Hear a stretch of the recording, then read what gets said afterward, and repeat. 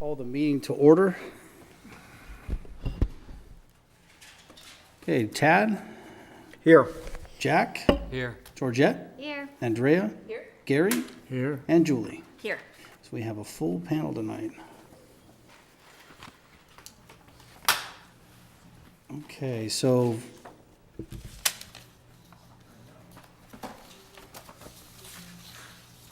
been a while since we did this, guys, so bear with me. So anybody who wishes to speak on any agenda items may present their written request at this time. While the written request is optional, those making a written request will be recognized first. Persons wishing to introduce a subject not on the agenda may also present the request at this time. The chair will recognize you for discussion at the appropriate time. Non-scheduled agenda items will be introduced under public comment agenda item. Anybody have any written requests at this time? Okay.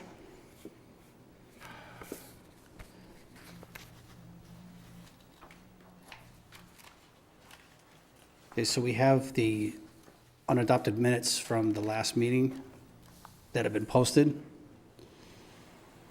Do I have a motion to accept the unadopted meeting minutes as posted from our last meeting? I'll move to approve. Do I have a second? I'll second. Any discussion? All in favor? Aye. Aye. Aye. Any opposed? Okay, so moved.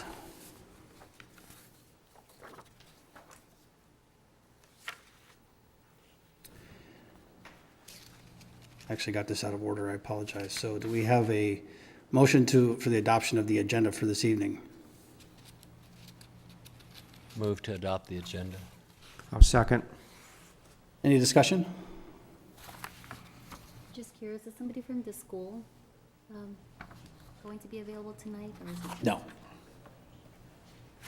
No, since this meeting was going to be more about our organizational piece, we didn't want the All right.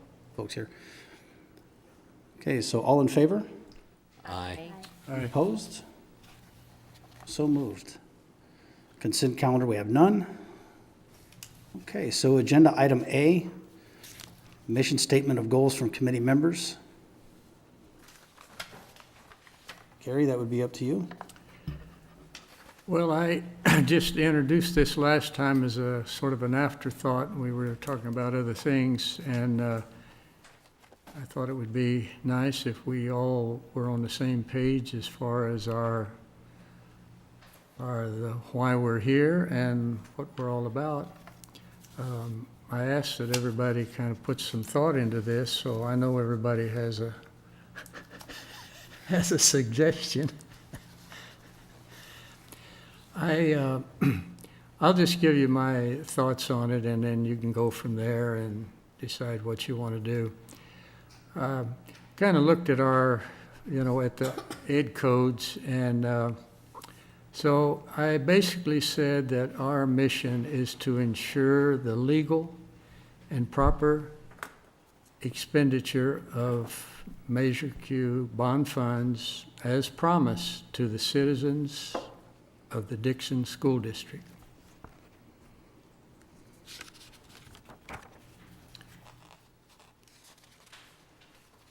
That get anybody excited? I thought that was well put, Gary. I'd be on that page with you. No, I did see that in a couple, I was looking through other people's mission statements, and they did use the word independently a lot. So it's like, will you start off saying ensure? If you say independently ensure? Yeah, that could work, because we've spent several meetings fighting the school district about that subject of independence. That would probably work. And my only comment is the end product, comprehensive report of what this committee found to the citizens. That is our end product. Yeah, that's,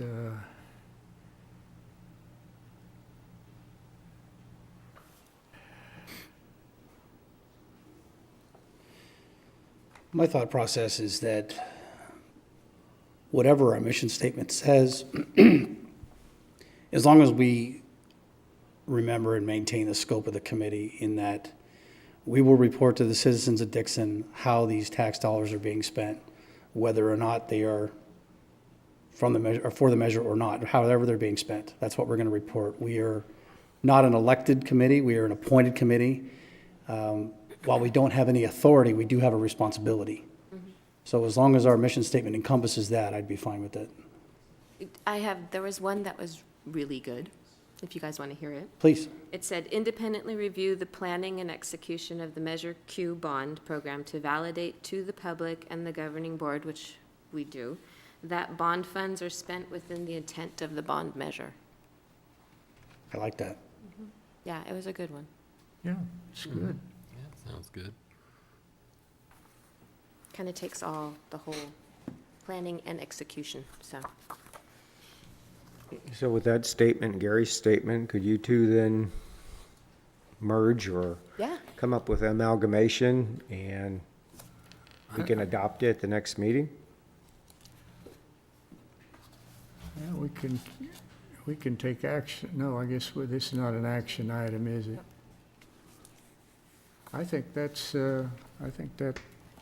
good, and, we'll do it right after the meeting. You want to do that? yeah, sure.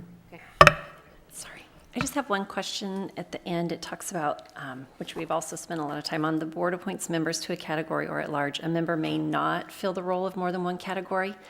Do we definitely want that someone will not fill the role of one category? Or if the demographics of the board change, if someone has to cover two, do you want that in there? In the mission statement itself, In the bylaws? Oh, you're ahead of Oh, yourself sorry, there. sorry. yeah, we haven't got to the bylaws yet. Next one time. Okay, well, I'll discuss, Andrea and I will discuss it, and if that's, come back with some consensus. Okay. It's not a critical item. No. Okay. Okay, guys.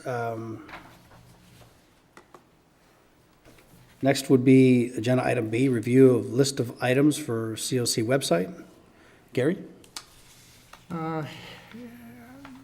I don't think it changed, the attachment to the agenda from what I submitted last time, but I don't know if anybody had any additions.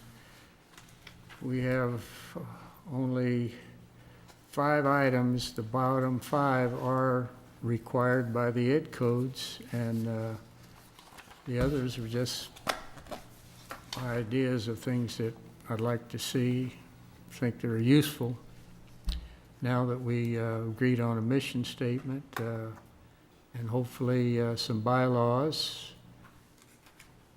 members, that gives the public, if anybody has any reservations about putting their personal email on there, I think we can get the city to create an email like the council members do.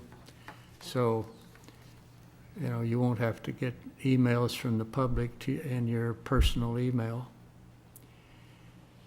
And let's see, copy of the measure ballot statement, I think that's pretty important.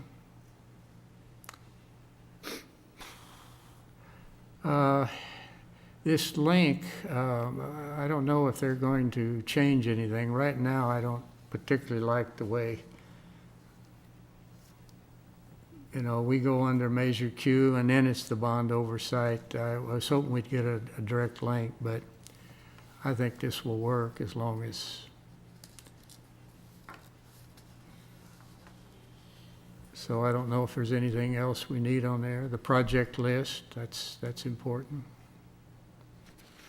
I think it might be a good idea to ask the city to give us all email accounts so that in the event anyone goes after records or email exchanges, that would be much easier to comply. The city or the school? Yeah, they could be the school district. The school? School district? Yeah.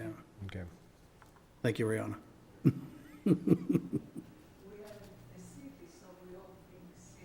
Correct. My mistake. Understood.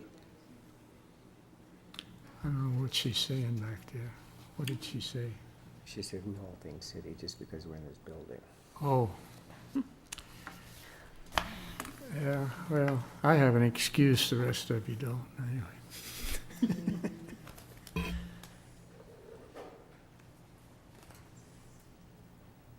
Anything else we want to put on this item, on this, for the web? I guess we can always ask for more things to be added. Could be fluid. It'd been nice to have a nice designed website. One of the nice ones I've seen is that the one that, I think it's West Contra Costa County. They have a really nice website. I mean, it's not just linked to there. I mean, it's right there in the, if you want to check that out, it might be, but I don't think we're going to probably get that done. Well, as a citizen, I think it would be best, I mean, this is just my point of view as a citizen, is, to have, as you have an overall picture of what the bond is, right? And then from there, you actually spell out the projects that are part of that bond, so separate folders for those, because, maybe I'm concerned about a certain project or whatnot. I'd like to know specifically what's going on with that project. Maybe we can, further detail that later once we, because I think they're just in the phase 1 or the first project, but I think, a better, somewhat organized website would be great. I agree. I got a little confused looking at our website. I looked today and, It just took me a minute to find where the agenda was. yeah. Yeah, it's buried in there. And I think they added some items under Measure Q that I don't recall seeing, and I know they weren't presented to us, but they had, I went to the budgets, and then it said, below it said, download of documents, and I saw some documents there that I hadn't seen before. So definitely, organization is important, and particularly people that they're not familiar with, with our program and everything, might kind of discourage them from looking. Maybe you should put some of those things in writing. I'm not sure which contractor is supposed to. John kept talking about somebody was supposed to be working on the website. Well, isn't that that cooperative strategies? That was part of their development and host website? That's what I was Yeah. thinking. It was probably them. So, Can we ask, I mean, it's a little cumbersome. I don't know how you guys feel, but to have everything under document uploads, when you have under the Citizens Oversight Committee, you have a button for agenda minutes and agenda meeting minutes and meeting videos, but there's nothing in there because they put it all under document uploads. right. I think that's a little cumbersome there. Yeah, what we have here is basically just a shopping list of things, but the organization is, you're correct, that's, there's well-designed websites and others that confuse and discourage you from looking farther. Well, typically, whenever you visit any kind of website, you've only got a few seconds before you get frustrated and go to the next one. But in this case, we can't afford for the citizens to get frustrated, so. I think there's too many times you have to hit Bond Citizens Oversight Committee meetings. It's like you have to hit it 3 times before you get, I mean, it should be just like at the first one. So I don't want to get ahead of myself, Yeah. but perhaps maybe we have a subcommittee to sit with somebody at the district and lay out what we want on the website. What are you guys' thoughts on that aspect? Yeah, I think it's a good idea.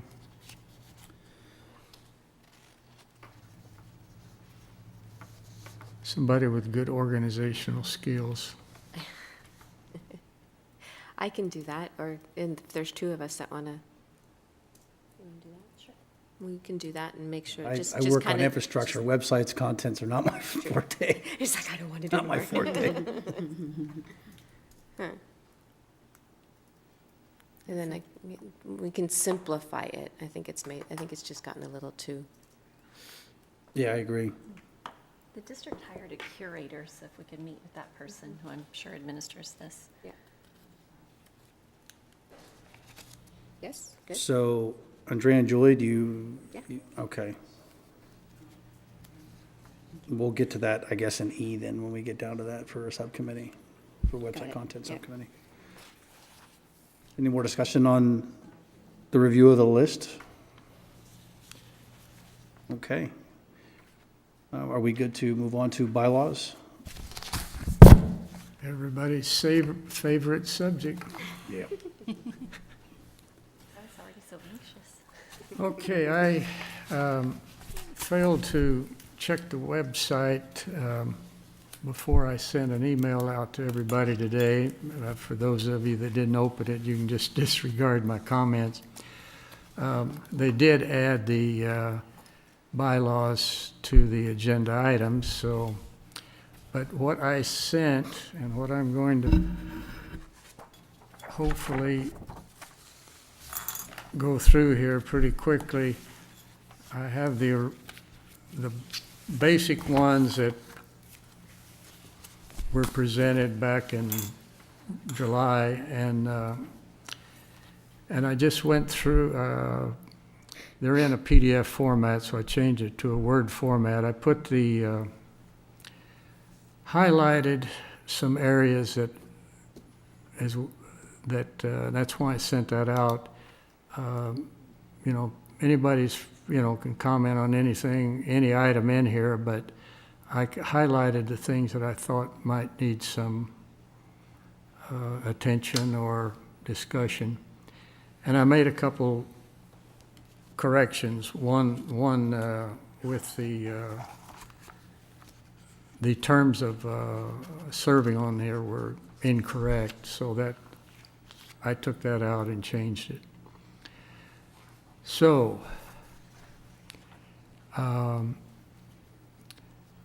is there any comments on these definitions? No. The only comment I would have on any part of the bylaws, as long as the bylaws don't come across as that we're trying to direct the district in what we do, as we are independent from them. Well, So any of the verbiage that may lead to us trying to tell them what they can and cannot do, as is that's out of our scope, as our scope is telling the public what we find. So, well, I don't know if there's really anything of that nature here. I know a couple places, this, as I said before, I'm not the sole author of this, or actually I had not a lot of personal input, but it was sort of a conglomeration of others, and as you notice, a lot of places say the committee wishes the district to provide certain things and do certain things. I don't think that's being too demanding at all. Sounds no, that's not. pretty polite. I'm rereading it now. I thought I saw it somewhere where it said the district shall, and that was kind of bugging me, but I'm trying to find it and I can't find it at this moment in time. Well, the only time we should be using that word, and I know there's a lot of controversy now about the legal term of shall, but in the United States Constitution and the California Constitution and just about every other government law, shall does mean mandatory. You do that.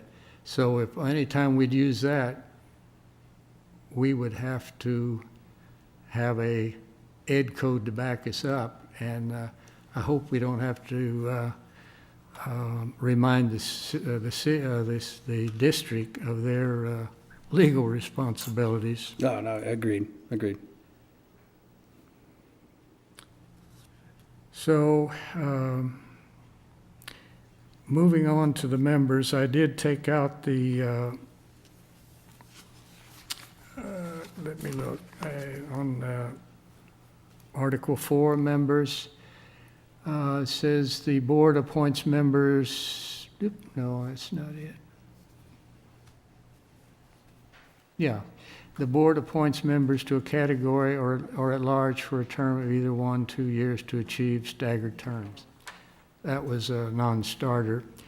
And simply change it to members serve for a term of 2 years and may serve for a maximum of 3 terms, 6 years. And I did leave in there, a member may not fill the role of more than one category.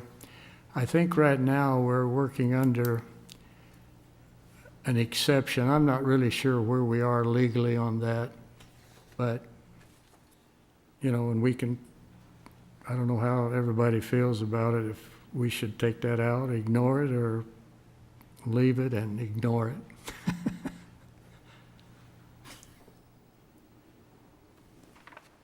Any discussion on that from any committee members? I think Julie mentioned that.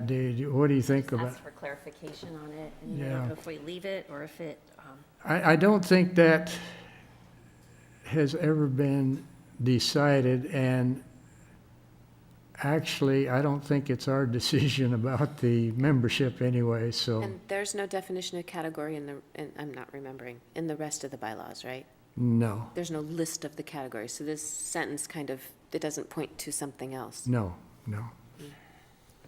No, So I guess we could take. that would be redundant, and again, that's the board's responsibility, the districts or the board to approve. So if you want to take that out,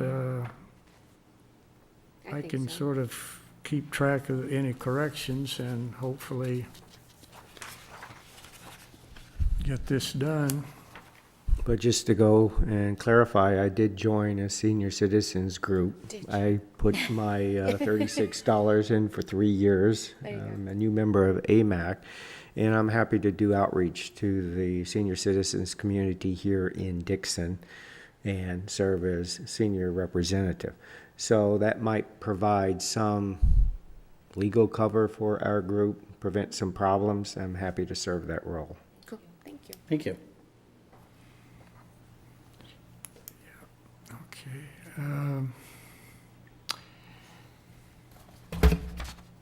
Under Article 4, members, do you have any other items?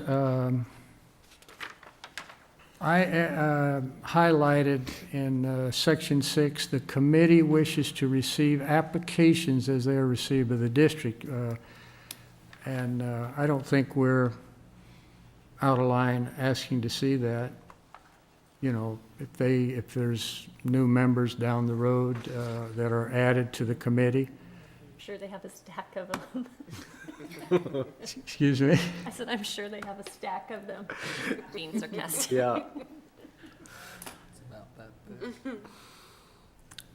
No, I think that's appropriate. Is the member roster, I'm just going to read this out loud, applications for appointment to the district submitted to the district are public records. So should that first district be changed to the committee? Is that what, are we wanting applications for people that are submitted for the committee, To the district, to the district? to the committees. Do we want to change that first district to committee? Or public, yeah. Uh, The first To- district. should- appointments, yeah, applications. Yeah, that's definitely a misnomer there. That application for appointments to the committee submitted to the district are public records. Yeah. Didn't catch that one. I got lucky. It's all the coffee. Well, that's why we're reviewing them.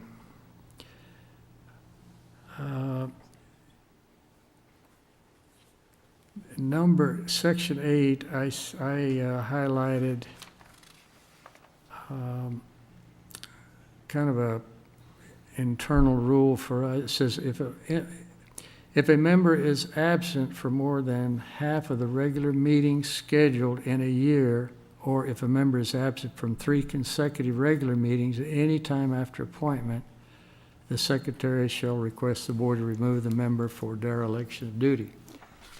I think we have the authority to do that if that's, That's understandable and agreeable to me. It's fine. okay. All right. Moving on to the officers, Article 5, Section 3, I highlighted, the members may remove officers from office at their pleasure as prescribed by the parliamentary authority, which I assume that's Robert's rules. And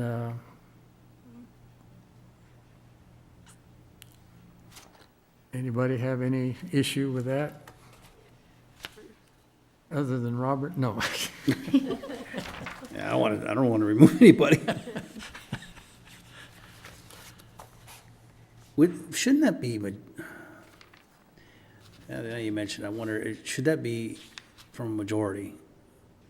Right, it wouldn't be me that says, okay, person X can't be in this position because, I mean, I would think that it would be more fair for majority as opposed to just me individually. No, it says the members may, so it would, if for any reason somebody decided that a member was never showing up and doing anything, and they made a motion that let's ask for their removal, then I think, that would require a majority Okay, vote. okay.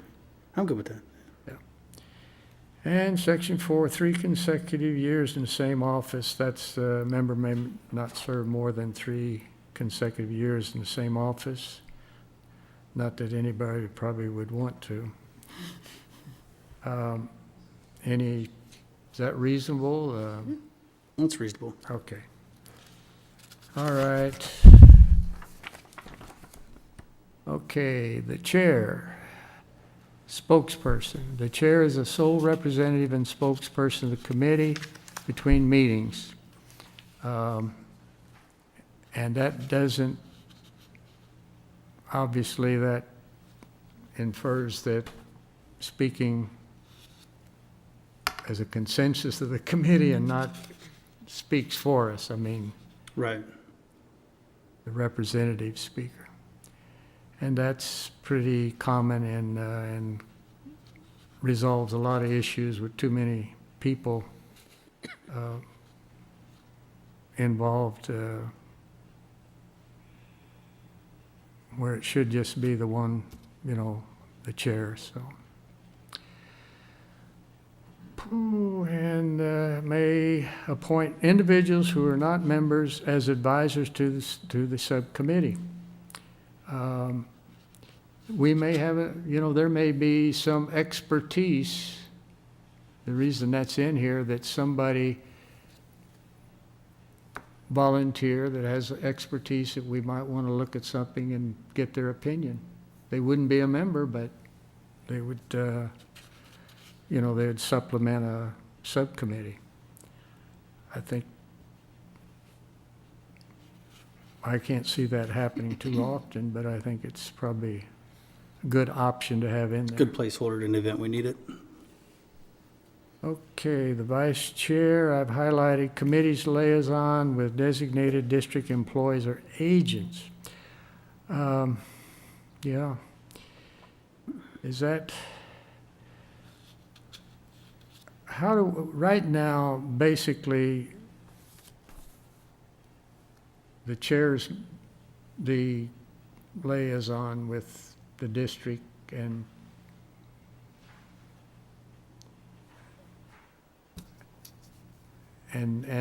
John Scalise is our link to the district. We should go through him for even financial matters, not directly to the business manager. Maybe we need to spell that out in here.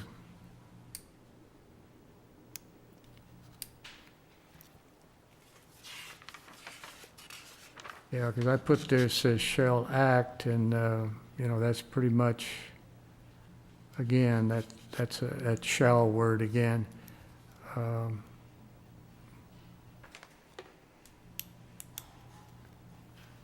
Maybe we can just change that to may and then continue on as we, Yeah, that'd probably be better just to cover ourselves. Change that to May.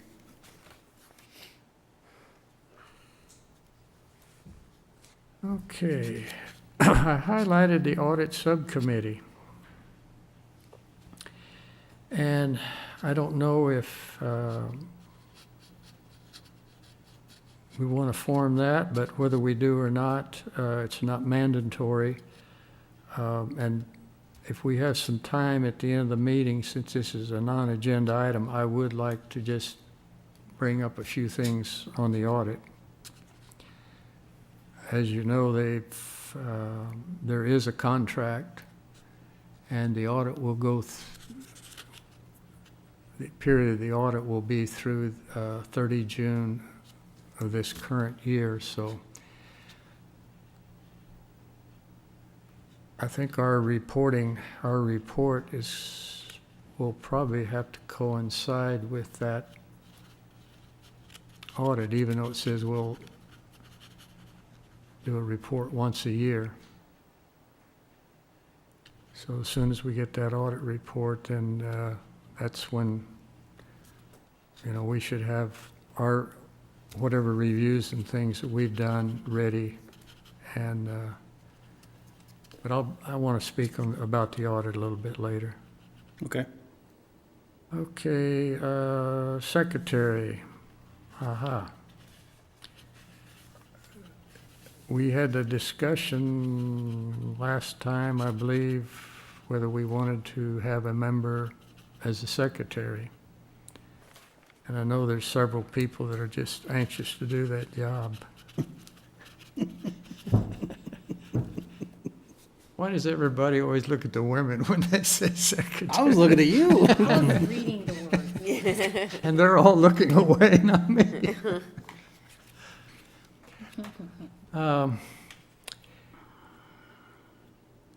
My handwriting was a little steadier. I wouldn't mind doing that job, but if you organize it, the minutes should follow the format of the agenda. And so but it takes somebody that can write, that when they go back the next day to finish it, they can read their own writing. Read it. Now, this meeting is not being taped tonight? Yeah. Oh, it is? Yeah, it's So I guess having a tape would make, shouldn't be too difficult. And actually, minutes do not have to entail every discussion and everything is said unless somebody makes a point, they want that in the minute. Right. Basically, it's to document the actions taken. Actions, yeah. So,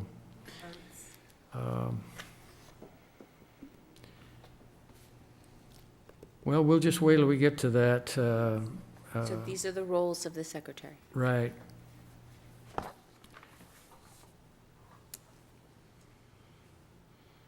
I don't think is this draft minutes no later than 10 days after the adjournment? Is that realistic? Mm-hmm. And I think that's important. That way we don't get to the last minute and making corrections to the minutes and everything. So kind of, who's ever doing them, it kind of forces them to do them early and not delay. And then that's when the minutes usually are not correct, is if you delay in doing them. Okay. All right, public meetings, I don't see anything here. Excites me.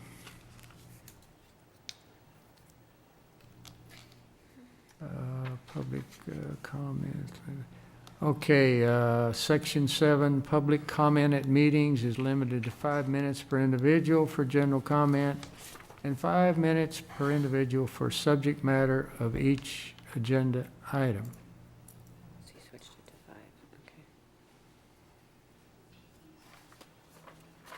5, okay. Is that reasonable? Shorter, longer? I think it's reasonable. We said, we put in here, the committee by majority vote may extend the time limit for comment. So- Right.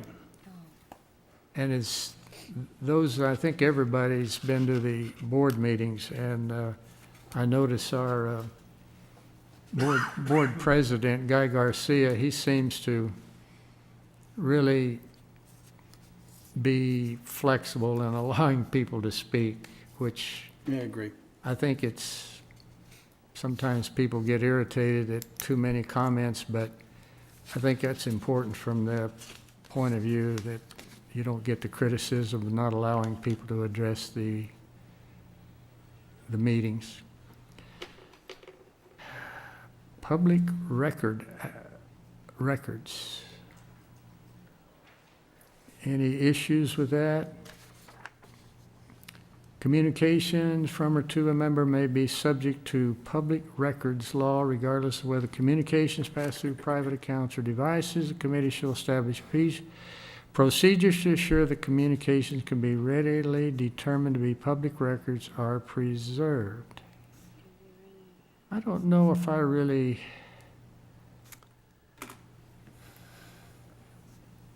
I know the serial meeting thing, that is definitely a public record because more than a quorum of people discuss something, you know, that should be known to the public.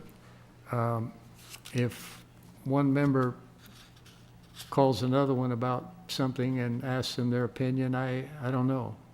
Yeah, I don't know either. I think, for example, if you have a subcommittee of 2 members and they're discussing whatever the subject matter of that subcommittee may be, but they haven't reported anything yet. And I don't think we want to go through establishing some procedure to document that. I mean, it's kind of hard to, it'd be very difficult to, that's a tough one. So if I may, Yes. backing up to the open meeting Ralph M. Brown Act, I know I had seen some back and forth regarding its application or not to this particular committee. So if it doesn't apply, it would be nice to clarify that, if it does or does not apply, but with that said, if it does not apply, then my next question would be, how does that affect this particular item in regard to public records, request? And let me just stop right there because the conversation could go further or take a different direction, I think, based on those, on my 2 and they're questions, they're thoughts, questions, not statements or concerns necessarily. We have a question. Oh, I will, in case you don't know it, Mayor Erickson called me Miss Brown Act when he was the mayor, so Brown Act and Public Records Proud, I know by heart. And I'm making notes and I will address the committee when your discussion on the bylaws and all. Okay. I'll address the public records. I don't want to steal any thunder from Mariana. However, it's my understanding that, yes, we are governed by Okay. that. Correct. That's my understanding. Okay. I could be wrong, but Yeah, and I she's going to think- close it. And I think that's good to have that, settled whatever way it settles, just to kind of have that settled. The sooner the better, so that we're sure that we're all operating within, the limits that are established Yeah. by law. So, and again, a question. I mean, this may need clarification, but I know that, like, if I had an email and I say that Jack, he's whatever, and Gary might hear, hey, these 2 guys are talking, we're gonna get those records. Well, that is public record if it's, so, Right. There's a reference, if I can find it here real quick. What you're talking about, the Ed code doesn't reference, under the Bond Oversight Committee, does not reference the Brown Act. It simply states something to the fact that we are to follow open public meetings under the same procedures as the district, who does fall under the Brown Act. But it doesn't say that we have to fall under all the provisions of the Brown Act. So I think what we're talking about is notices to the public and, people's, ability to speak and all, to address the committee. Right. That's really, and I think at this time, and we'll wait till our expert gives us some information, but I think that that's probably all we should probably address at this time, because there is no reference specifically to the Brown Act. And the Public Records Act is a different, that's a whole different thing than the Brown Act. Okay, and there's not any overlap between the two? So I No. think, Gary, and again, I'll call these curious questions, okay? So I think that for me, my question would be, does the Brown Act apply to this committee? Yes or no? And then, based on what you just added to the conversation, it could apply, but only certain sections, if it's fair to state it that way. And I think it would be good to clearly identify, so if you start off, and I know we'll hear from Morania, but, if you said, to this committee specifically in regards to the Ralph M. Brown Act, the following parts of that act apply to this committee, and only these following parts. Or in the interest of not running afoul of anything here, it would be in the best interest of this committee to follow the Ralph M. Brown Act to the letter, as it would be followed by other committees or organizations or et cetera that would fall under this classification. Because once you start cherry picking, well, we can do this part, but this part doesn't apply, you're really opening yourself up to interpretation. And I think once you've arrived at the state of interpretation, now it's open to a variety of interpretations, and it starts to run everything. So I'm not saying that I'm in favor or disfavor of the Brown Act. It would be nice to just have it clearly stated as a yes or no answer. I know that we could have, options or variances on it, but just to be, what would you say, on the safe side, I would go with a yes or no, answer on that. Again, just my 2 cents worth, and that's, and I won't comment on the personal electronic devices or anything like that at this time. I think it would be good to have that part clear first, and I don't know if that's something that can be done tonight, but Well, we again, certainly have people with substantial experience here. actually, these bylaws do not address the, somewhere we talk about, It does bring it to light. yeah, let me get down here. We may be getting ahead of ourselves, let's see. Yeah, and I didn't mean to run this into the weeds real deep. No, that's okay, but it's, the Public Records Act is a separate, did we Yeah, skip so over that part?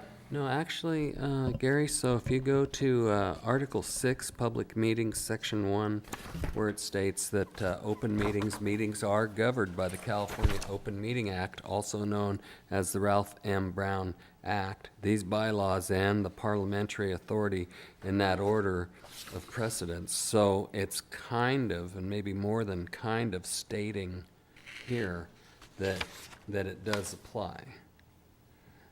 Well. So that may very well be the answer to my question right there. Yeah, and yeah, I skipped right over that. And again, this is really born out of seeing some conflicting opinions Right. as it applied to this, particular committee. That's the main reason I bring it up. Well, this basically says exactly what the code, not in exact words, but meetings are governed by the California Open Meetings Act, also known as the Ralph M. Brown Act. These bylaws and the parliamentary authority in that order of precedence. So we do follow the Open Meeting Act as far as for public meetings. And the code basically says we will follow the same rules as the district for open meetings, but it doesn't go beyond that. Okay. And those are, I don't have any problem with the reference to the Brown Act, because that's where the open meeting rules are, and they are laws. It's not a, And with that, Gary, where as it states, California Open Meeting Act, also known as, so what it's saying here is that they're one and the same. There is no separation of those two. no, that is exactly, they're talking Okay. about the same thing. Okay. And, So I think it's clearly stated that this committee is covered or governed or subject yeah. to, We're subject to the these, Brown Act these regulations. two acts, specifically the Ralph M. Brown Act. Yeah, so that answered my question. Thank you. well, this is what this says. This is not what the code says. The code doesn't say that. Okay, so That that bears another question. So, I don't, be honest with you, I think that, we should, this should be worded probably a little different, but I don't think it's been decided if because when you say the Ralph M. Brown Act, you're talking about a book that thick, correct, or maybe that thick. it's thick. We're not, there's nothing in the educational code that says that we have to follow everything in that book, because there's things in there that don't even apply to us. But for meetings, open meetings, yes, we follow the Ralph M. Brown Act. Okay, and that would, as it applies to serial meetings and anything Right. that runs against open public meeting. I would think meetings and communication, should fall into it, right? If you Yeah, and I well- talk, that's one Yeah. thing, but if I've talked to a majority of the committee via email, text, Yeah, and now this is where you pull in the, and let me read it, if I may, here. Now this potentially pulls in communications that pass through private accounts or devices. And when I read things like this, what I see is investigation, evidence, action. That's what I see when I read, Gary, things like this, so I just want to be clear on that. Thank you. in another document that I printed off, it was the one that started off the the DUSD election, GOB, the Oversight Committee Procedures, Policies, and Guidelines. There is an ed code stated here for the committee meetings are governed by the Ralph M. Brown Act, commencing at section 54950 of the Government Code, Ed Code 15280B. Right. Where, So there is an ed code. what are you reading from? What document? We got it from a couple meetings ago. It was the Citizens Oversight Committee Procedures, Policy, and Guidelines. I think it was probably the one that they had set up. There is an ed And- code and reference. the first meeting we had, when we got that briefing from the attorney, she gave us a booklet. And that could be from there. She stated the ed code, and then they added in parentheses the Ralph M. Brown, as a reference for open meeting, which is correct, but from that, one might infer that, that we are under that complete authority of the Ralph M. Brown Act. She's got reference to an ed code. I guess we could look at that and see what it actually says. Yeah, I know exactly the one you're speaking of, and that was added. It's not in the ed code. Okay. It was added as a, like somebody makes a note, after that's why it's in parentheses. Almost like a footnote to it. Yeah. Well, we probably could look at rewording that. Well, maybe we should just move on and not spend a lot of time on these. These Agreed. can be amended, and maybe we can make that decision as if we get to that point, if we just want to move on without making changes and then working on some changes on those two items. Yeah, that sounds very It's reasonable. Yeah. Okay. Okay, yeah, we got a ways to go here. So we don't have any problem with the time limits on speaking, and we got that out of the way. Document review, okay, I highlighted here, in order to review, this is no change, in order to review prospective expenditures, documents such as communications, memorandum, proposed agreements, or executed agreements are within the scope of the committee's jurisdiction. The committee shall establish the nature of the information pertaining to its jurisdiction that it wishes the district to provide. Again, you see that word wishes? I Yeah, don't that's- use that a lot, but I guess it's probably It stood out. polite. It did, yeah. The It's a committee little- shall make finding as to the manner, frequency, and adequacy of information delivered to the district, delivered by the district. And we're gonna discuss that a little bit further when we get down to the contracts and things, but I hope that we are going to reach an agreement, a consensus, whatever, that, our scope of our jurisdiction, if anything that pertains to this bond measure, would be within anything that we could look at or be involved with. And, it looks pretty simple when you say, well, all that you're supposed to do is make sure the expenditures are correct, and, but, it's in the code, they did leave those words in there, but not limited to. And I'll share with you some information about what some of our other bond oversight committees are involved in. So, does that document review scope, does that bother anybody, or at this point? No. No. Okay. All right. Timing of information, and again, basically,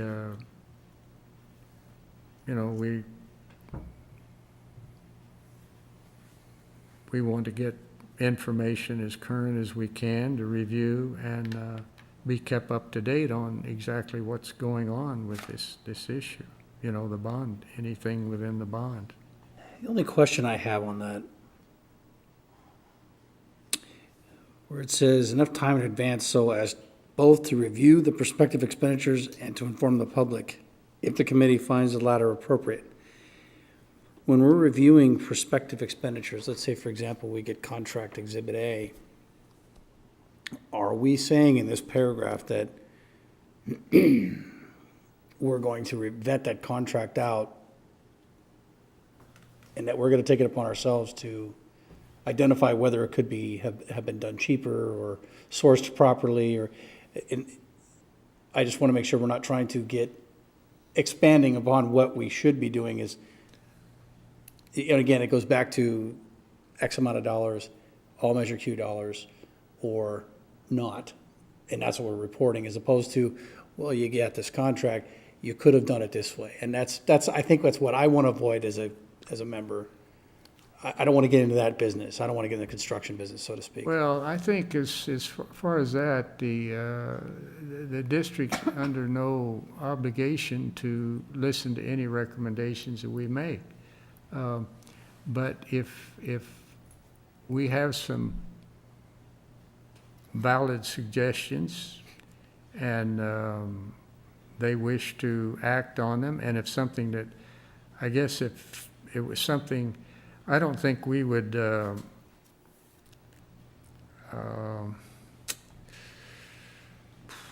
make an issue of something that they just didn't agree with our recommendation. I think it would have to be something pretty serious. And,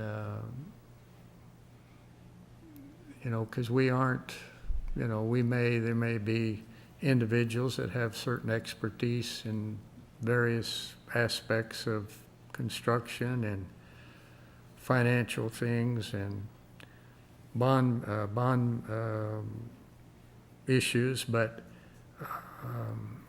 you know, we're not. It'd be nice if we had an expert on this committee on each of the various disciplines that could be an asset to the district. So my input on this is, you know, again, as Gary has applied wishes previously in here, this is really more of a statement and not a demand, because the committee we wish to receive and review information. Well, wishes sometimes don't come true. So I think that's a very friendly way that you put it, Gary. Well, that was somebody else's word, not mine. Oh, well, I'm sorry that I misspoke on your behalf. I don't want to take credit for anything Oh, so okay. gentle as that. Oh, okay, well, all right, well, I'm going to retract that. So here's what I see. The committee wishes to receive and review information about prospective expenditures enough time in advance so as to both review the prospective expenditures and to inform the public. So really, this says that, you know, we're here, we're invested in this, we're engaged in this process, and that includes our curiosity as to, you know, how things are going and why. If the committee finds the latter appropriate, the committee shall make findings as to the performance of the district in supplying the information in a timely manner. So that's really stated as, you know, if you make a finding, you know, I find that, in my opinion, this is, again,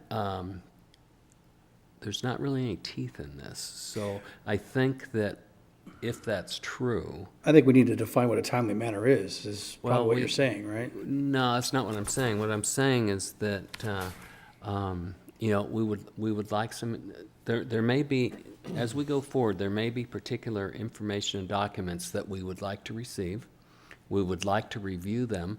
We would like to make our comments known regarding these documents, and we would like to get this in a timely manner so it fits, you know, with the process, but by no means are we saying that we're going to take control of any part of this here. I think it's really just letting them know that, hey, look, you've got people on this committee that they're sincere. You know, we're, you know, we've bought into this, you know, all the way, and here's what we'd like to have from you. And I hope you appreciate our sincerity and how we're applying ourselves to this process. And our obligation That's how I to- see it positively. Yeah, All and reinforce our commitment to our citizens. And- Well, Yeah, I think there's a lot of good in there. Absolutely. And I think, you know, it's well done. well, going back to our definitions, you know, I worked as an auditor, and a finding meant something negative to report.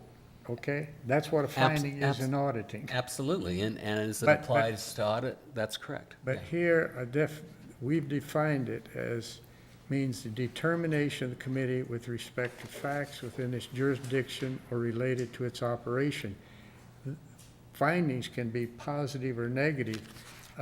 We could make, we could reach a point, we're going to do a report, and we say, well, the school district was very cooperative in providing timely and, well-formatted information to facilitate our work. That's a finding. Right. And that's the kind of thing that I would hope they'd want to see in our report. And what they wouldn't want to find is that the school district refused to provide data. Right, and that's part of our mission here, So, in a to sense, report we- what we find. We're not here necessarily to evaluate the district, but if it affects either positively or negatively our work, then that is something that we should make as part of our report. Absolutely agreed, yeah. Yep. So, not looking to add or delete anything in this as far as I'm concerned, just wanted to highlight it and comment on it. Okay.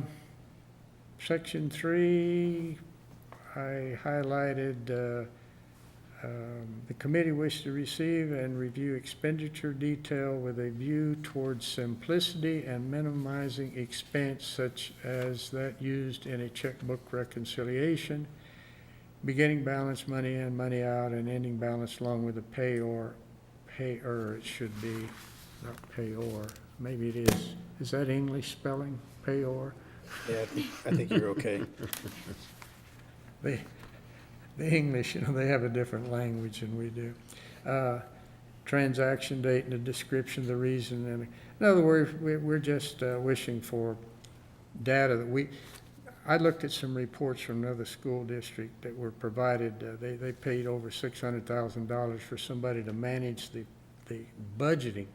And I looked at this thick budget report, and it was like, we don't want to see anything like that. We want to see where the money came from, how much it was, what it was expended for, and that's it as far as,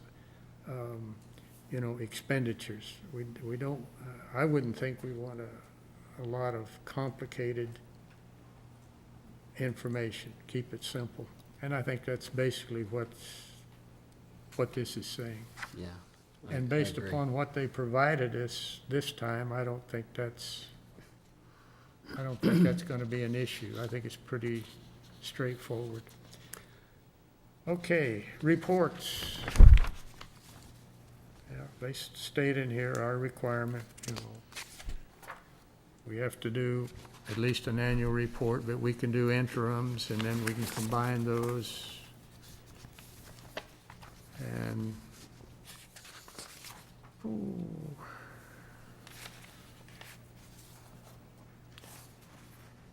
and there's some things here about committee shall include and report a request for the public to provide information either publicly or confidentially, I don't know, about knowledge of expenditures or practices. Well, I think we should be open for information from the public, because people may see things or know things that are happening that we need to become aware of. Agreed.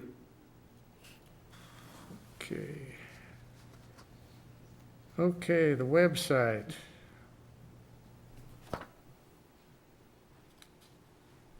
Any changes we want to make there at this time until we see what we're going to recommend as far as how they organize the website?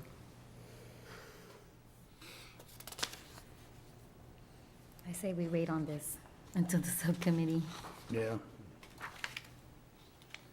meets. Subcommittees, the audit committee, reports committee.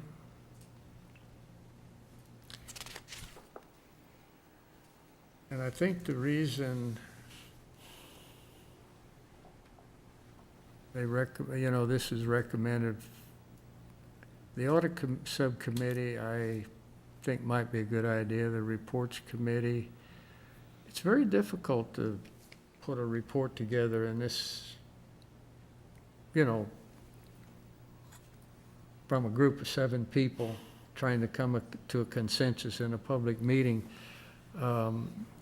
But that doesn't mean that, a committee of 2 or 3 people are going to write the report and that's it. I mean, it would be a process of input.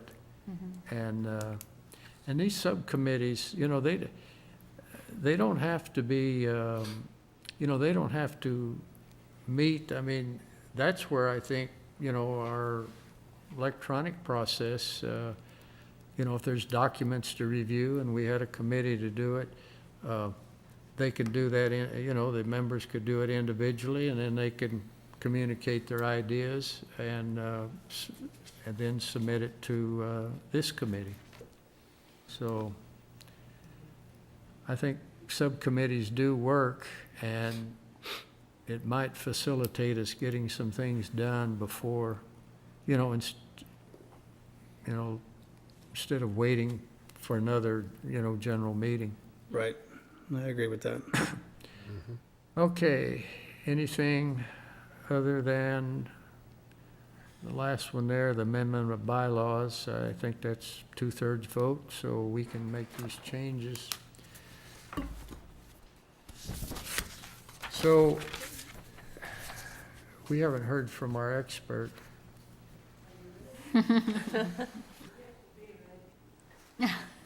All right.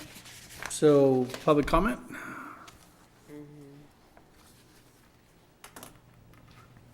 Come on down. I should have given you the Brown Act education instead of that attorney. And I didn't bring my Brown Act book with me. It'd been cheaper too. Yeah, please. Or I could have asked Terry Frank, who is the foremost expert in the state of California, to come and give you the lesson. But anyway, let me take one item, as you guys discuss it at a time. And I addressed the board, and I think at the August 3rd meeting, the only people there was Gary and Todd. And I told the board that a lot of small school districts have problems finding seniors and taxpayer members. And if you look at the ed code, it says active member in the senior group and active member in the taxpayers. And not every place, and if you believe me, finding a taxpayer representative is more difficult than a senior.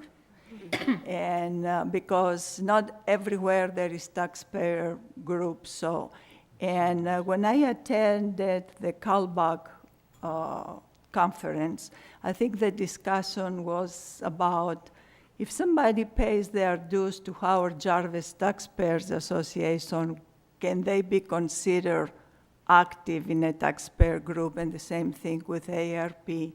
And although that the way the law is written, they always give you way to your interpretation. They never is clear, black and white. So they agreed reluctantly that, hey, if there is no taxpayer group and if there is no senior, you do what you have to do. And I think what Todd did is complying, with the code. And I know Mike was adamant about having a senior person on the committee. So that's one thing. You discussed public meetings. Again, I addressed the board at the August 3rd meeting, and I'm going to read. It's very short. I think I talk a lot tonight, didn't I, Todd?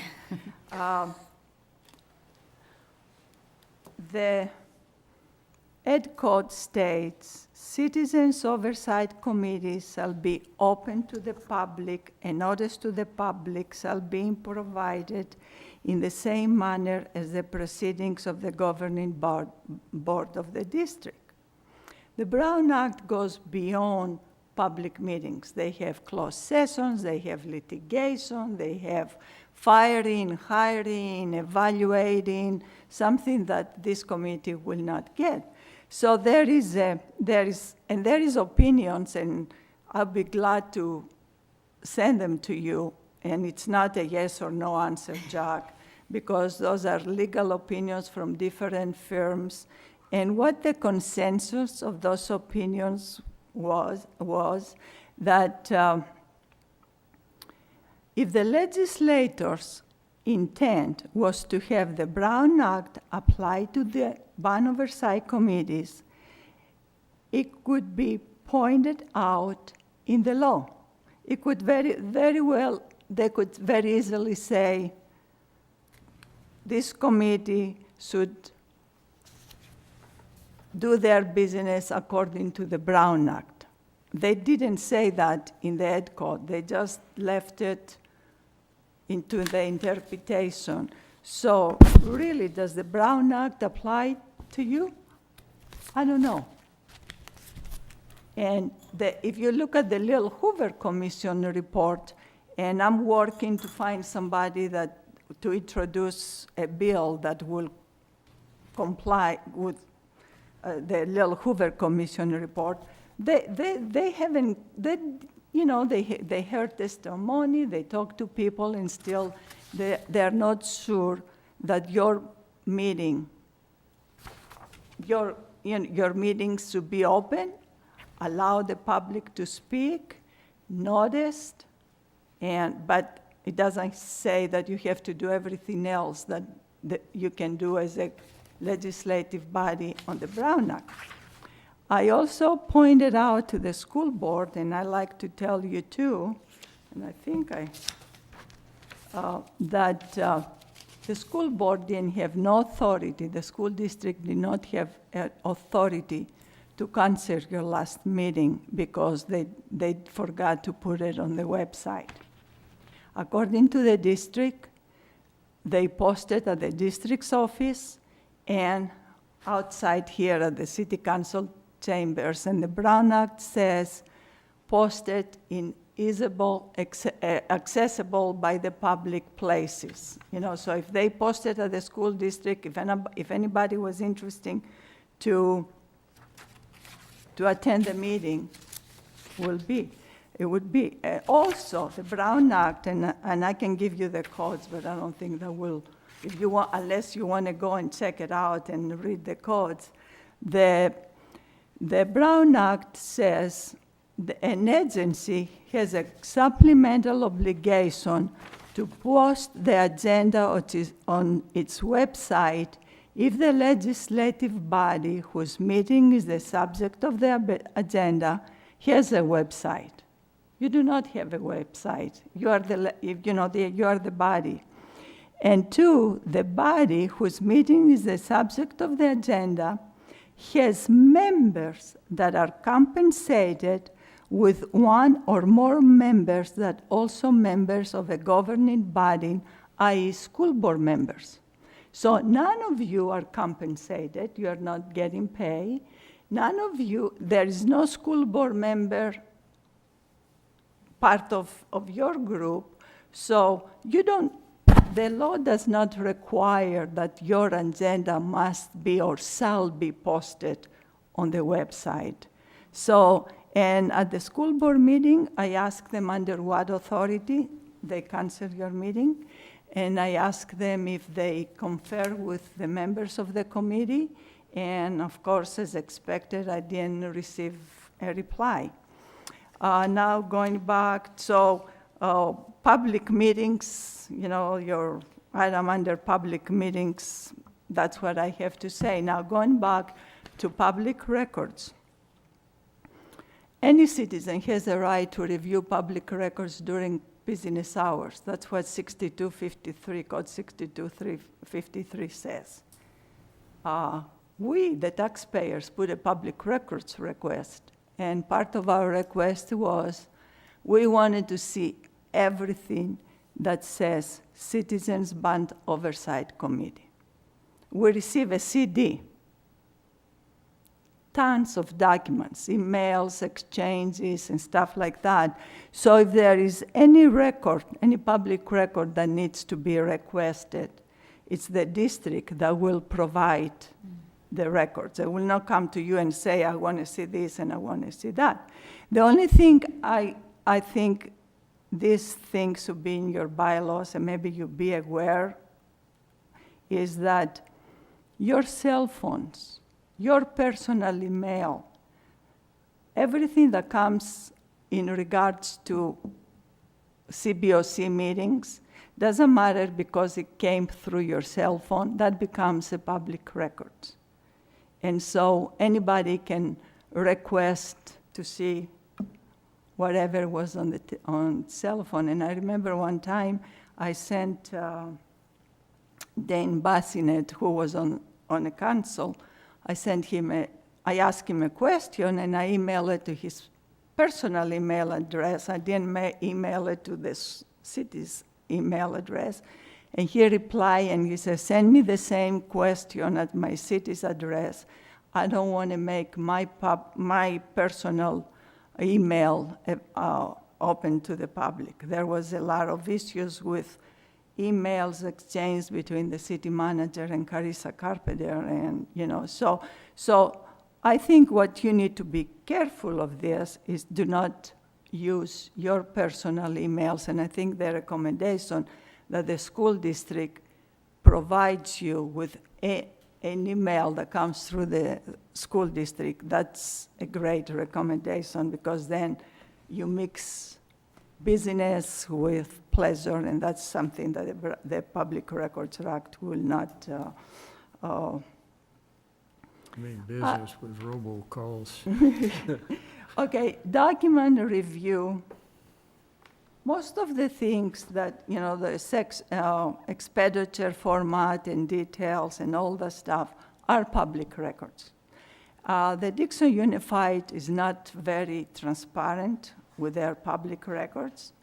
I spent half an hour the other day trying to find out the budget for the school district, and for the life of me, there is no budget on the website. So that forces somebody, if somebody is interested. Internet is great now because midnight, if you cannot sleep with your pajamas, can go and find records. But if you don't, and you have to get up and come down to school district and say, I want to see this and this and this and this. So they should have most of those things online, not only for you, but for every citizen interested to know what's going on with the school district. And like I said, I sent an email to Garcia and said, Guy Garcia, and I says, what the heck is the budget? My next email is going to be to the Solano County Superintendent of Schools, because the budget, should be available. Let's see. I view this committee as a grand jury. I served on the grand jury. There is 19 people on the grand jury, and we had 5 committees. Because if you want to go to look at something, you don't want 19 people walk into your office and everybody wanted to see this and that. So each committee was 3 to 4 people. And we went, we investigate, we look. Then once every 2 weeks, the whole grand jury met, and each committee presented what they found on the issue that they were investigating. And then at the end, each committee wrote their report, because they were the ones who did most of the work anyway. They wrote the report, and then they went before the whole grand jury, and we nitpicked the report, including commas and periods. So, and that's the way I view you guys. You know, a couple of you get together, go look at something, and you write your report. And if you ever read a grand jury report, they are always findings and recommendations. And like Gary said, findings could be positive, you know, we did this, but we couldn't find anything wrong. And recommendation is that this agency is doing a wonderful job, you know, and so, and I think that's about, I think I addressed most of your questions, did I? I was looking the transaction report on Measure Q and, Not there yet. huh? What? We're not there yet. That's later. Bring that up when we Okay, get to that. okay, because, and one thing, I read everything. And so, don't think you're gonna pass anything by. Thank you.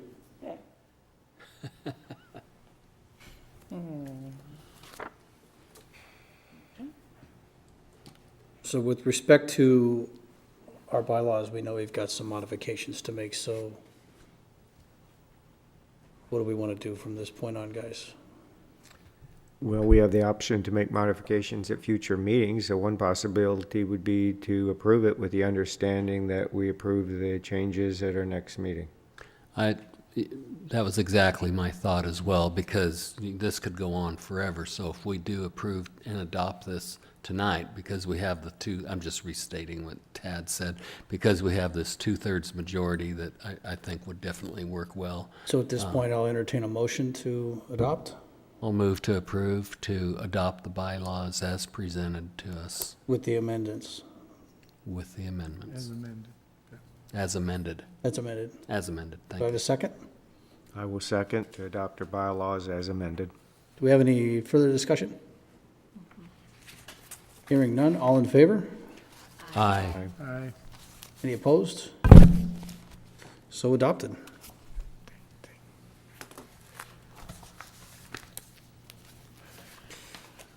Okay, secretary selection.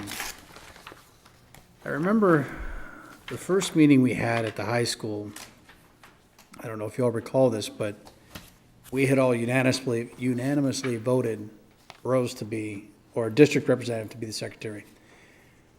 And it appears now that we may, as a committee, have a difference in opinion on how we want to handle that. I will tell you, I do remember the district telling us that the fees for her to be here to do that are paid out of this bond. To a portion of those fees. I do remember hearing them say that. So we would be saving money by having somebody do it from the committee. What he said, not I sure. don't think that's what he said. There was a certain administrative fee, and I think that was part of it, because. Could have been that But I thought the he said that school that was being district. covered by the school district. I don't know, I could have been wrong, but I'm just saying, I thought that's what I heard. And that's why I'm putting it out there. What did you guys remember hearing? It's been months since we've been in that I meeting. I don't remember that, I don't remember that being said, but when I saw that expense line item Yeah. for August, I saw that that's, too. that's exactly was what I was thinking, that, It's for- that, you know, I'm saying, well, what's $5,000 for August? We didn't have a meeting. You know, With that being said, I do, whether we have somebody from us do it or we don't, I mean, I know the reason that we didn't want a district person here is because we didn't want a non-voting person in our meeting. However, whether they're here or not, they're not going to vote on our stuff. So whether we have a person sitting over there taking notes, or we have them looking at the DVD at the end of our meeting and forming minutes from that, either way, I don't think it really matters. Well, So,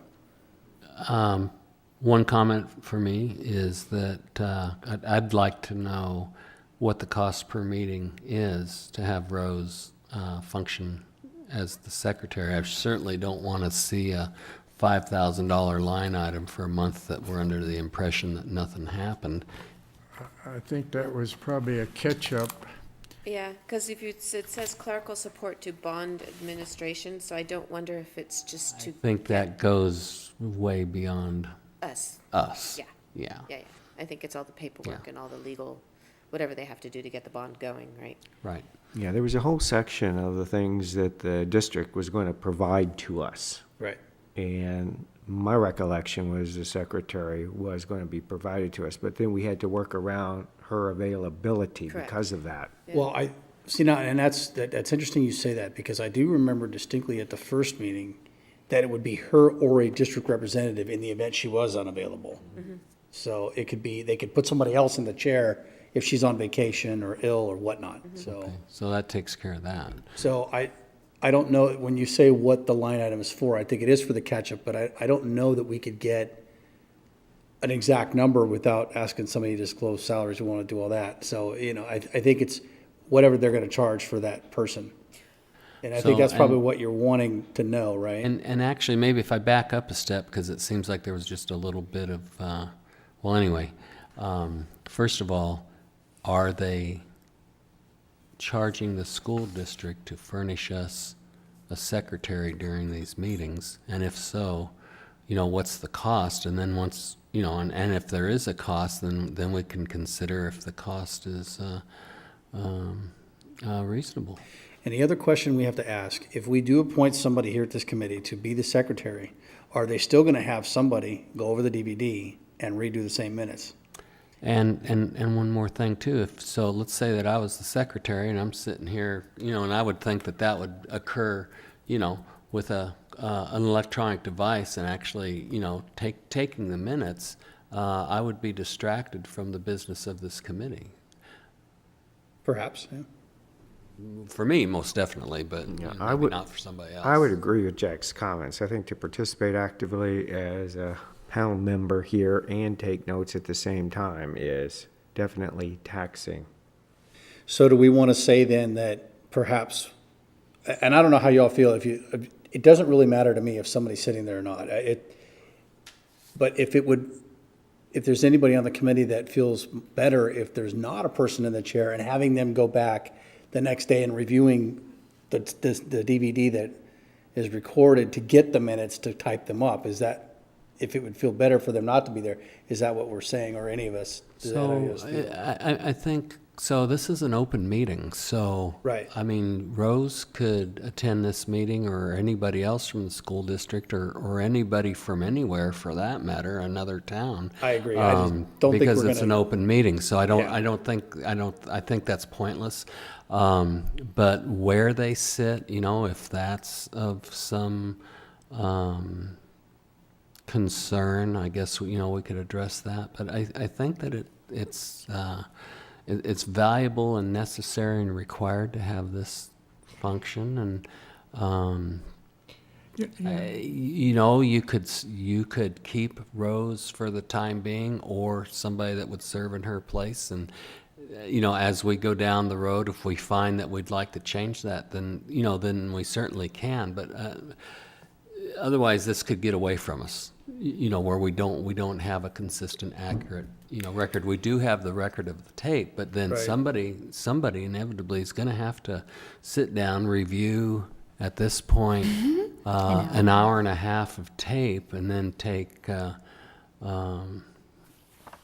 notes. Or if you have somebody like Julie, for an example, actually writing out, then that's going to have to be transcribed to an electronic document. And I just noticed that when Rose was doing this at our meetings, she was very efficient, and she was focused on only that. And then when you read the product that she produces afterwards, I thought it was good, and it really kind of hit on some of the things we commented about this evening regarding a summary of what occurred during the meeting, not too deep, not too shallow. I just felt that it was well done, but that's just me. I agree. I think at this point, just my personal opinion, I think it's good to leave as is with her, simply because I'm a member of other organizations that actually do have to write down everything that goes on in the meeting, and then they have to present it at the next one. And, you know, they have a hard time participating in the actual discussion as they're writing about the discussion. So I think it would make sense to keep things status quo. So I have a quick comment, though.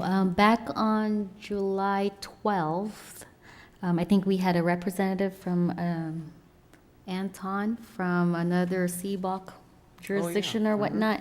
I don't know if he made the comment about needing to elect someone from the committee to be the secretary, and you can't have a district representative as the secretary. And so, you know, I mean, believe me, I totally agree with all you guys, you know, about, you know, making sure that we focus on what we're supposed to be doing and not have to try to type up or jot down notes or whatnot, you know, for the minutes. But I just want to make sure we're going in the, You know, when I heard that, I actually did do a search on that, and I was unsuccessful in finding anything to justify that statement. I actually have looked at other districts and they're, you know, in fact, my alma mater, I looked at theirs when they've built a whole new high school and a whole new middle school, and, you know, where I went to school in Dublin, California, and they did the same thing. They had district secretaries, so. So, but are you saying we should have a secretary who's kind of, and she's more of a note taker for the secretary? And so the secretary kind of does a final approval then? Like, it's, you know, a member is a secretary, I'm but not we have even- Rose, yeah. but we have Rose do the legwork, basically. But then we still have. You mean have a committee approval or a committee representative approval of the minutes We would before they're have a published? secretary, but she was our transcriber, per se, I guess you and then could the say. secretary just approves the minutes. But I thought all of us should do. Well, I'm yeah, yeah, sorry, but I mean, just get the unapproved ready to go, and, you know, and then have it. can you read back the Anton Oh, Anton this is comment? just, this is actually just my note. Oh, no, I know, but I- I thought it was, because I would do, anyway. I put down, need to elect someone from the committee to be secretary. A district employee cannot be part of a committee, which means, No, so that's good, that's perfect. So absolutely not going to be part of the committee. We're not going to have a district employee seated on this committee. that's- That's As a secretary. absolutely correct. In any capacity, although we can have Rose, a district employee, function as maybe you're right. Maybe it's all in the title, right? Secretary. Just administrative kind- support. I mean, Yeah. So you I know, like her idea where, you know, we have somebody she might be else. she might be confused or considered as an officer with the title of secretary. There we go. But I do like the idea of, you know, having somebody from the district provide us, somebody who can transcribe, and maybe someone from our committee be the secretary, but that person is technically the administrative, just confirming the unadopted minutes, right, before it gets released to the actual committee. So what you're saying then is that this committee, in an officer capacity, would include a secretary, and that secretary would review the minutes as presented by, and I'm going to say Rose, it could be whomever, but for this, Rose submits the minutes for review prior to being submitted to this committee as unadopted minutes, and then this committee decides if they're going to adopt the minutes or not, based on, you know, a vote and some review of the minutes. I don't see any issue with that, but I think the one thing that I thought was valuable was that she's actually present at the meeting and electronically captures what transpired, and then where it goes from there is it cycles through to this document right here. You know, however we want to do that, I don't have any suggestion or opinion on that. Well, here, Rose takes goes way beyond a lot of minute taking. I mean, she puts a she's lot good. of details. Right. And when what Anton was speaking, She said, he also stated that in regards to the secretary, he believes that it's inappropriate for a member of the district staff to be part of the committee. Well, Well, she's not part of the. she isn't part of the committee. You know, I mean, he was just here as a visitor, and Yeah. and the committee is entitled to have their own secretary who is responsible to the committee and selected by the committee and under the Ed Code. The staff is obliged to provide administrative support to the committee. So, is she providing administrative support? Yes. Then probably that line item shouldn't pertain to her salary. I don't think it does. I was gonna question that because it's just like, you know, I think on the last bond issue, I think the facilities director's salary was charged to the bond. I'm not sure, but I think it might have been. And of course, we didn't have any rules 10 years ago or 15, whatever it's been. I think they said you actually can do that, but they were choosing not to. Yeah. So I'll just tell you from my experience, you know, if you have a capital project, and let's say that I have a capital project and my salary with my organization is typically expensed, and then I take, and I think we all know this, you know, and then you take that time and you apply it to a capital project, and it's appropriate to charge it to the capital project. It would reduce the expense load to the regular, you know, day to day, because my time was actually spent on a capital project and I was not present doing my capacity that would normally be expensed. I don't know if that's too much No, it makes sense. minutia, but I think the valuable thing here is, well, an option would be, let's say that we, I don't see any of us being secretary here, but that's just me.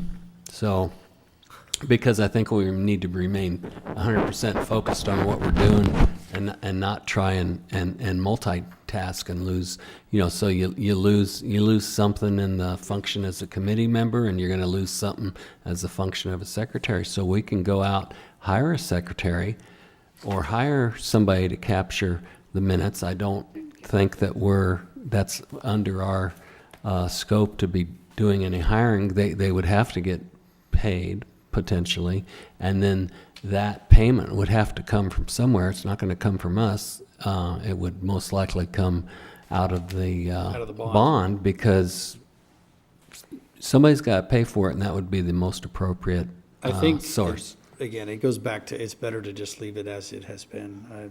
At this point. That's what I'm campaigning for, at least for the time being. You know, we can revisit this Yeah, let's just continuously. get clarification if we are being charged and what that amount is, just for we need to know that. And this is kind of a good warm-up for us as we review and find and comment, and True. so on and so forth. And here we got a place we can start right now, which is this particular item. Yeah, one other item that was brought to our attention by various members of the public that was concerned about Rose being a district employee, saying that might inject some bias into the way she covers and records what happened. But we would be able to get around that by having her transcript directed to our newly appointed secretary, who would review it, make any corrections, flag gaps or anything that we needed to add in, remove any biases that were obvious. I think we would solve that problem with our own specified secretary. Now that's starting to sound like a plan. I agree with that. Yeah. So with that being said, doesn't, Uh-oh. Public comment?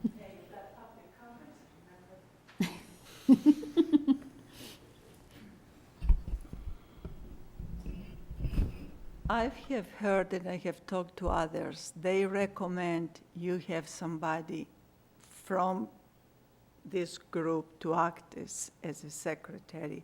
And your recommendation is that where you say, well, maybe Rose is taking the notes and turns it on to the secretary or whoever it is, and the secretary verifies, yeah, that's what it was said at the meeting, may be helpful. If I was a secretary, I wouldn't want to read somebody else's notes to edit them or correct them, so that depends on the people. And Anton is a member of the West Contra Costa County Bond Oversight Committee. And if you are not aware, they had some issues over there. Sweetwater in San Diego and Contra Costa County had some issues. And as a matter of fact, the Contra Costa County Bond Oversight Committee has their own attorney that is paid by the district. And I got the name of that attorney. And he tells the Bond Oversight Committee, the district is paying him, but he's not work for the district. He works for the Bond Oversight Committee. Is he paid from the district general fund, or is he paid out of the bond funds? General fund. Okay. Okay, and I think it's about $250 an hour. That's what he charges the district. But also, if you read the Little Hoover Commission report, that's one of the recommendations. The Little Hoover Commission says the districts to put aside money in case the Bond Oversight Committee wants to hire their own legal representative. So what the West Contra Costa County is doing is not you shall have or do this, but it's something that I guess the superintendent there felt that, the people who pay in the bond will feel better. And my recommendation will to choose somebody from your group that will be in communications with Rose and say, okay, and this person, your secretary will say, would you please put this on the agenda? This is the committee's agenda. Would you please, and email it or post it or wherever, and then there is a communication. And I had question about that salary thing on the school district, and you need to remember that even if the school district pays Rose's salary, she gets time off or compensated for attending your meetings. Mm-hmm. So either it will come out as a salary or extra vacation time, and I don't know if that's what, that item on the Excel sheet is what it's all about, but you need to find out if that's what it is, and $5,000, it's a lot of money. 5 for now. It's fine. And Yeah. They've expended 25. I actually had a thought. I mean, I don't want to get ahead of myself to the subcommittees next, but if we're going to do it where we have somebody review her notes, perhaps we have 2 people, and here's why. If one person's got one opinion and it goes to 2 people, maybe the other person has a different, maybe they, you know what I mean? If something should have been added or if it should have been reworded, people hear things differently. Perhaps if there's 2 of us that review those notes before they get posted as minutes from the meeting. It sounds like if we're going to do that, we probably need to think about just a short list of what we will expect the secretary to do before we ask somebody to volunteer. Yeah, I mean, it would just be like, maybe a secretary subcommittee of this committee, right? Like, that subcommittee reviews the minutes as she types them, as they're typed, and gives her the recommendations, if any. So, here, we have adopted minutes that Rose produced, that we reviewed as a committee, and then we approve or amend and approve or not approve. So we're already going through this process. I agree. And if we start bringing in,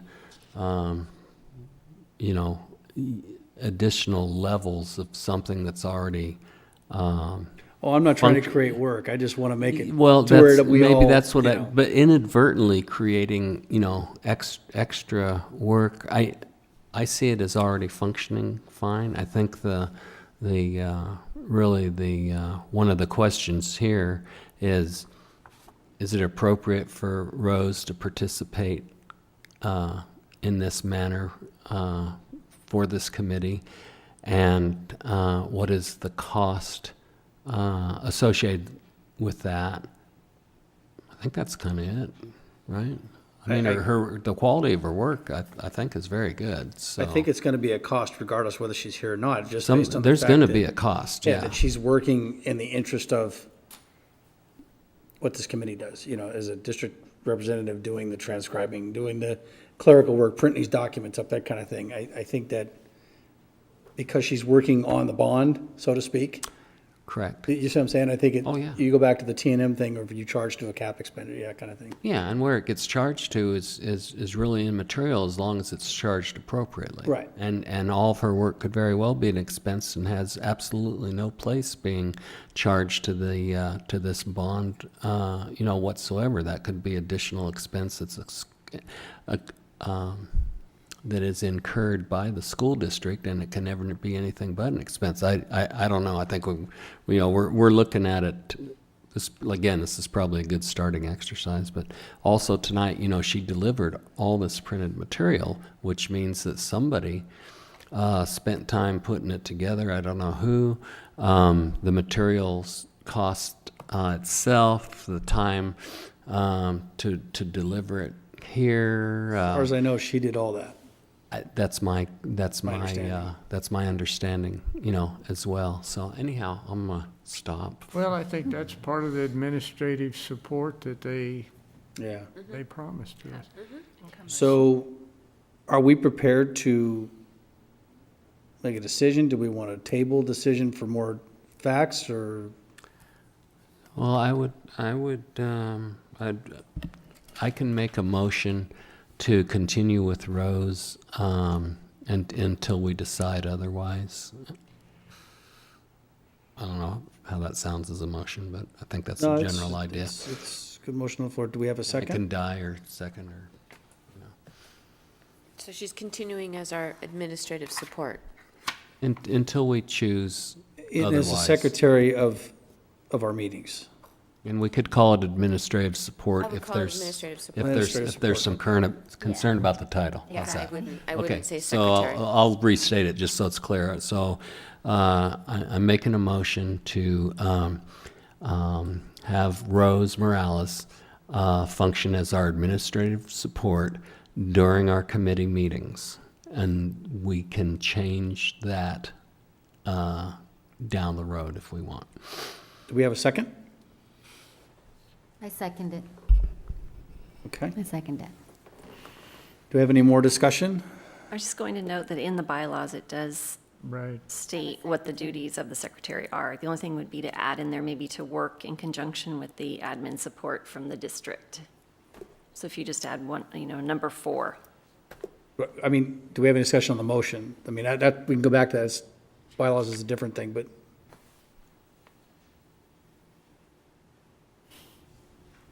So, okay, all in favor? Aye. Aye. Aye. Any opposed? So passed. Okay, so committee, subcommittee positions.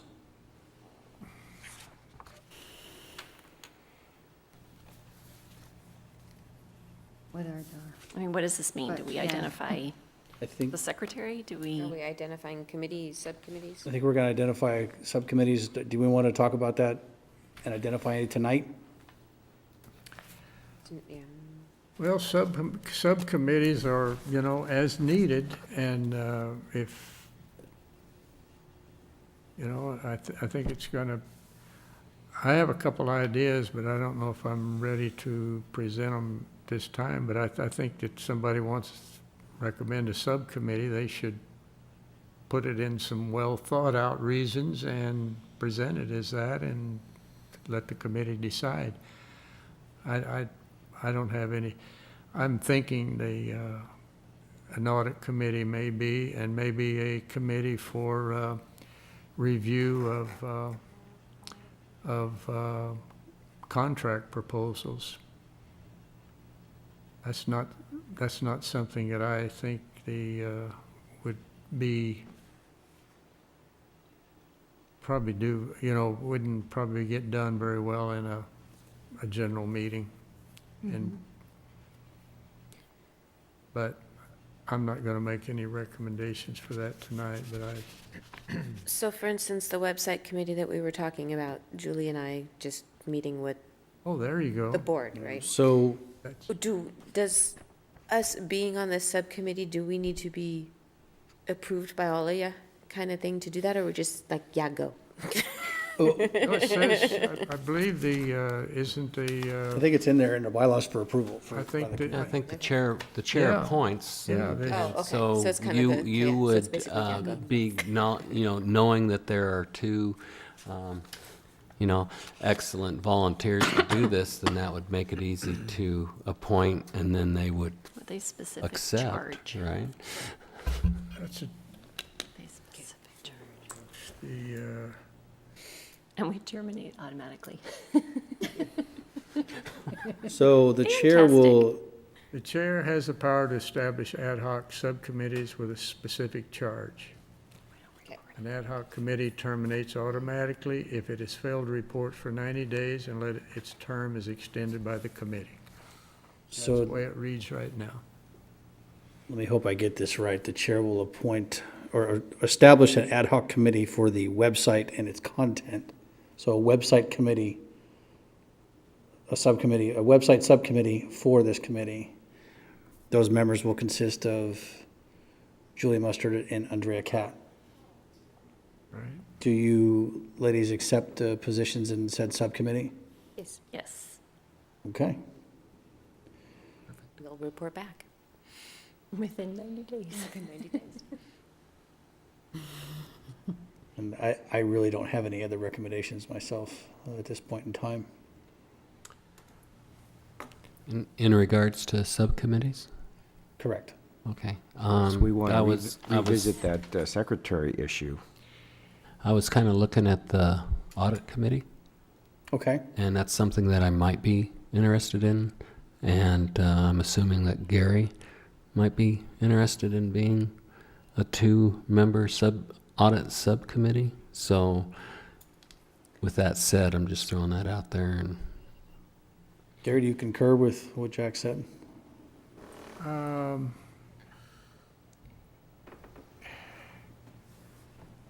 Well, every time we make a decision, that's why it's bad to have bylaws.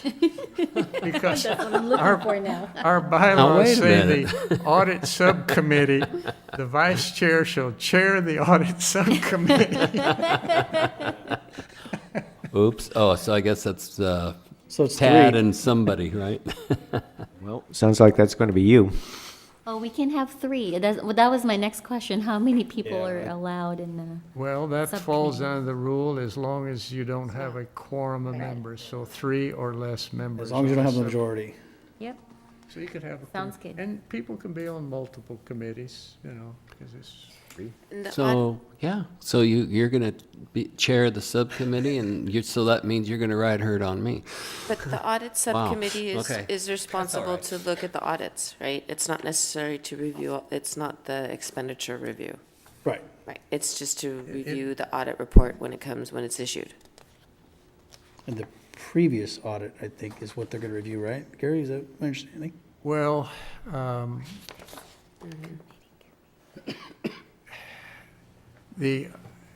this is geared towards the audit, the The report. financial and performance audit. And there are some issues there that need to be discussed. And then, yes, the audit report, there's some requirements in the codes that the audit report come to the committee at the same time they go to the district, and the district replies come to us from any findings that might be in the audit report. And so, the committee could follow up on those things and make sure they happen, so.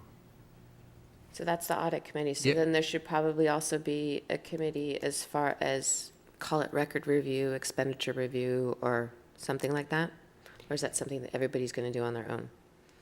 You know, and this is my thought, looking at the expenditures that they had, you know, if this, I don't think this is, well, I don't know. When they get into a lot of more construction and everything, but they seem to be doing this in phases. So, you know, once you get your construction contractor, you know, you're just going to see a line item to pay him. Right, so intervals. that's why I'm wondering if we have a expenditure review committee or a record review committee, then those people could report them back to the committee as a whole versus everybody looking at like the clerical line item and all of us, all 7 of us running down to the district office wondering what the clerical line item was. Probably jumping around here a little bit, so Well, it's a subcommittee question if we want to do another subcommittee as far as record review. gotcha. And actually, was that listed on here also? Wasn't there 3 different subcommittees that were potentially? Report subcommittee. There was an audit Okay, yeah. and then report. All right. I think, so basically, just for my part on all this, I'm volunteering to be a part of a audit subcommittee. Obviously, Tad would chair that because that's within the bylaws. That's stated within the bylaws. And it would be my thought that we establish the audit committee, and then we can have further discussion at a later date regarding the details of that, but it might be good to at least have the subcommittee established tonight, and then we can pursue it further later. And is that your, So at this what's the time, desire of the committee in regards to subcommittees being at this time, the established? chair will establish an audit subcommittee. Okay. Of course, Tad will chair that subcommittee. Jack, you volunteered to be a member of that subcommittee. Gary, are you interested in being a member of that subcommittee as well? Sure. Gary will be the 3rd and final member of that subcommittee.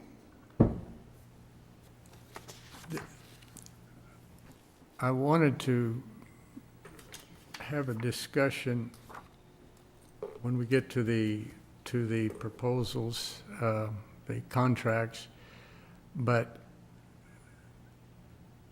from my point of view, and I think I have some agreement, review of these proposals, that's going to be the biggest and most That's an over. intensive type of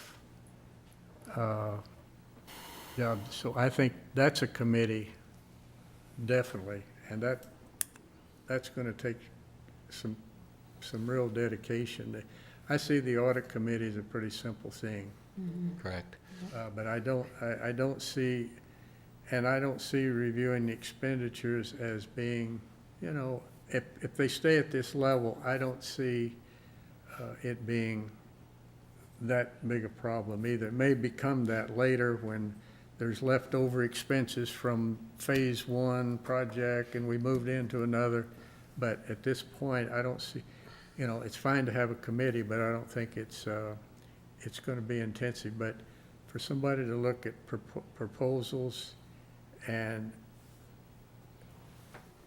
make any kind of a judgment decision on them, or I'm even going to go so far as recommending that committee, I don't know what we want to call it for right now, we just say contracts or committee, that would actually become part of the review when proposals are brought to the district from prospective bidders, not bidders, proposals for example, you know, the architectural services. We've been told there were other people that were pre-qualified, but they didn't make the cutoff. Somebody or a committee that would look at those and be on that, have a chair at that review. And this is not you know, it might get the attention of some, the district, because I don't think that they even probably envision us being involved at that level, but this is a common thing with bond oversight committees. But that would be a very important, it's okay to look at expenses, but these things are gone. But the only way we could really be effective in, if we could have any input into the contracts, because that's where the money is. These are expenses. It's gone. Once the contract is written, there's not a lot that, we can do. Not that there might not be any recommendations that we would have that would, or maybe everything, we wouldn't have any issue. But the fact that somebody on this committee sits on those reviews, and then reports back to this committee and said, I was there, the proposals came in, we looked at them, we looked at the criteria that they put in the request for the proposals, and these contractors were qualified, and so these negotiations were made with these top qualified contractors. And, the fact that we participated at least as somewhat of a bystander in the process, but with the option to have some input, I think that would be probably that would take more involvement than any of these other subcommittees. You're in my wheelhouse now, so I just want, but I'm a little unclear. Have all the contracts been awarded as they pertain to these schools being refurbished, reconstructed, et cetera, or? I don't think they've all been. According to John's PowerPoint, they have PM already. Okay. Professional services for PM. They have architectural services already for the assessment and also for the design, AE, portion of it for phase 1 Okay. is what they have so And this far. is in your wheelhouse too. Yes, it is. Well, you can look at the expenses and you pretty much know what's out there. So to continue, my comment on this is that I can tell you from experience. Let's see. Let me back up on this a little bit. I would be surprised if there's anybody sitting here that had the wherewithal to come to conclusions regarding the qualifications and the pricing and et cetera, of contractor proposals. I'm just saying that. So if I'm not sure, I appreciate what you're saying, Gary, but I'm not sure. I'm not sure how that would proceed. You might be surprised, Jack. Oh, I might be. So at That's any why, rate, that's why it's good for us to look at the qualifications people put on these applications to be on this committee.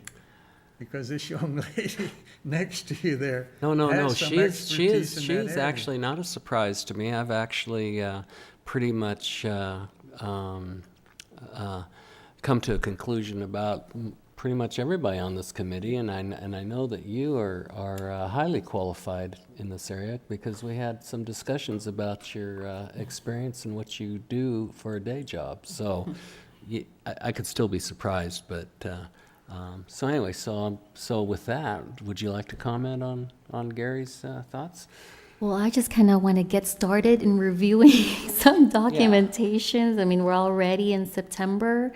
I'm not sure what the annual report is going to be, when that will be. I'd like to report something. So if maybe a subcommittee needs to be developed, whatever it may be, I'm just here. Yeah, the first thing, and I don't know, are we ready to go on to that item?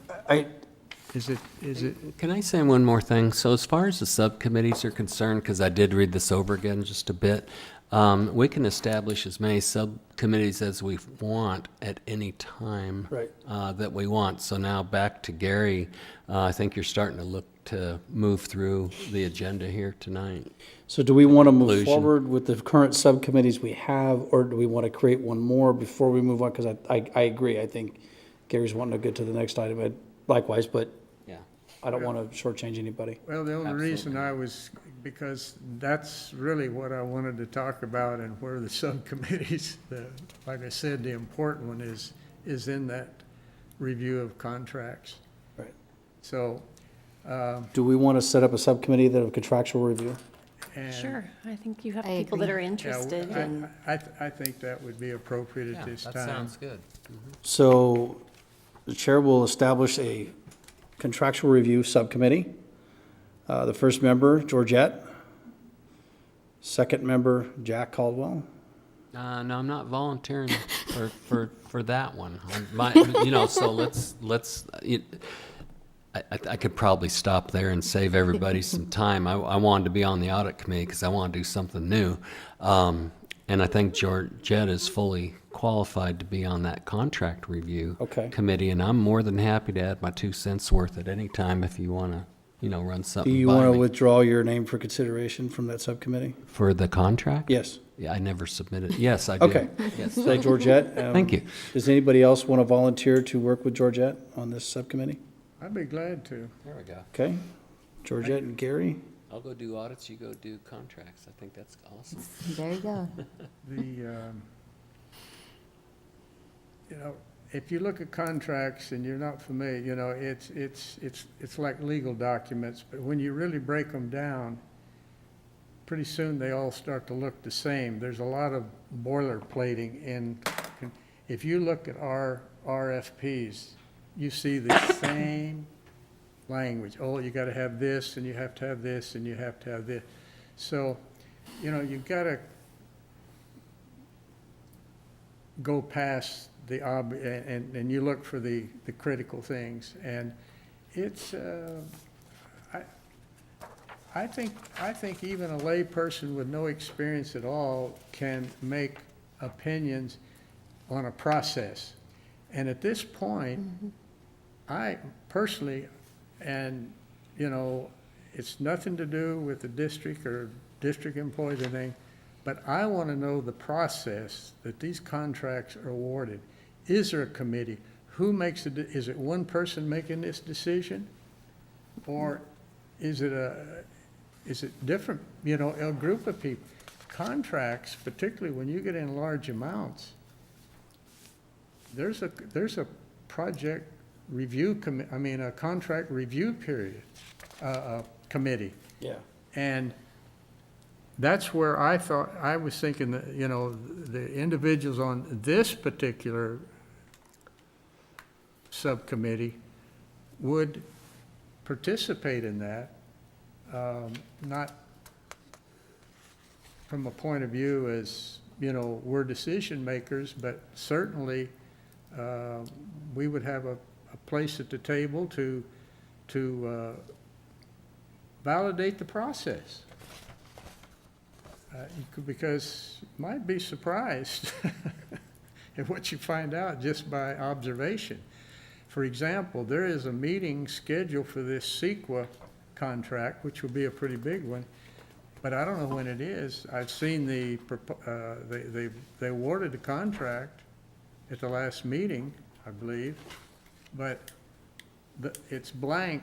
The contract meeting date for them to meet and discuss things is blank. It says it'd be at 10 a.m. at the district office, blank. And I'd like to sit in on that. Now, I don't know, the only thing about a lot of these committees like that, people that have jobs and things, then there's some question about breaking away from their work to go to a meeting at 10 o'clock in the morning when they have the regular meeting, but, that just depends on the flexibility. But I'm one of those fortunate people that worked for 50 years, and I found out you're never going to get rich working for a living, so I quit. I'm crushed. No, I keep my hopes up for the Powerball, but Oh, yeah, far. And same here. because Well, and if you- I was talking to just the other night, I met the chairman of the Oversight Committee at Vacaville, and they've got about $200 million projects.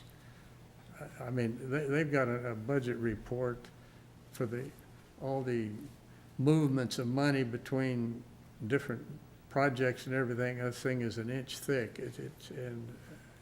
It's a mess. But anyway, he goes, or somebody from that committee goes to all of those contract meetings, and in other words, they're in there when they first show up and meet them and, physically size people up when they come in. I mean, it's very detailed.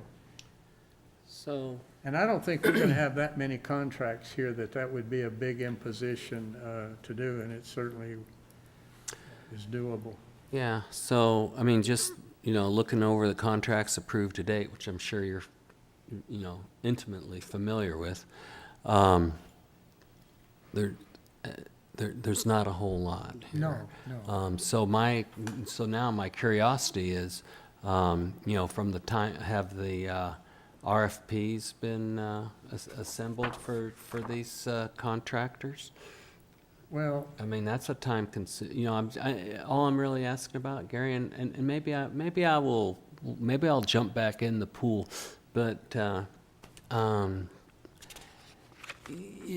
keeping something on, do they have a critical path schedule established for this? Do they have points where, RFPs are produced, they're put out, they have 90 days or 30 days to respond? Is all that in I'm place? sure they This is kind do of have a that. skinny little thing I here. don't have a chart that would have milestone dates or anything like that. Oh, no, I didn't think that we would, but I'll bet you the school district does. It's a question we Ask could for that. ask. Because they have completion dates established, right? So there's got to be something between here and there that Well- lays all that out, and you're gonna have one general contractor that you're gonna contract with that are. Anyway, I'm sorry. Well, and then with this subcommittee in place, then I think you go to the district with that and say, Right. now we are established, rather than your 10 a.m. meeting, can we have a 4 p.m. meeting? If they would be more flexible so everyone could attend. You have the next month now to do that. Now this committee would be in place, or subcommittee, if we finish voting on it. I think, I don't know that we need to necessarily vote Don't have on to it. say yay or nay. Yeah, I don't think Okay. we need to do that. It's been appointed, so. I don't know if everybody opened up all those attachments Read them all. and looked at them, and I looked at them and several times, and today I looked down at the corner and said, June 13th, 2016, we went out for requests for qualifications for architectural services, 6 months before the election.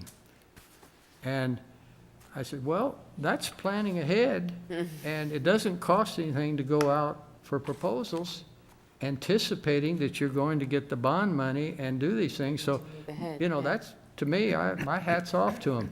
Absolutely. Yeah. But my next thought was, why did we wait till March 2nd to go out and ask for people for this committee? They were so busy. Doing the architect. I mean, Yeah, it's one of those roads I don't know that we'd ever come back from going down that conversation tunnel, but well, I don't know why it happened either, but. it's an important Backwards. point, because it could affect the effectiveness of this committee. What if we look at these RFPs and we find some procedures and things that we want to criticize? Well, maybe if we had been there when it happened, they could have changed. I can tell you, aside from this committee, the taxpayer organization has made some impact on how this bond money has been done. And this committee can make those same impacts. And, everybody's a winner.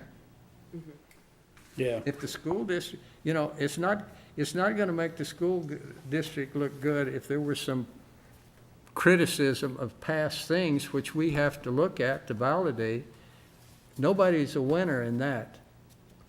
And that's why for us to do these things in a timely manner, I think is very, very important. And the fact that we weren't formed at that time, that's an issue. But we can talk about that later. So, Are we in item G now, since you've already appointed? I'm joking. Actually, we It's haven't almost got 9 past o'clock. E yet. Is there any public comment for item E now that we've established the subcommittees? Oh. No? Okay. So we got the contractual review committee. We have the set up. contractual review committee of Georgette and Gary. Okay. We have the website subcommittee of Julie and Andrea, and the audit subcommittee of Jack, Tad, and Gary. okay. All right, so now we can move on to item F, review of contracts, bids, and RFPs.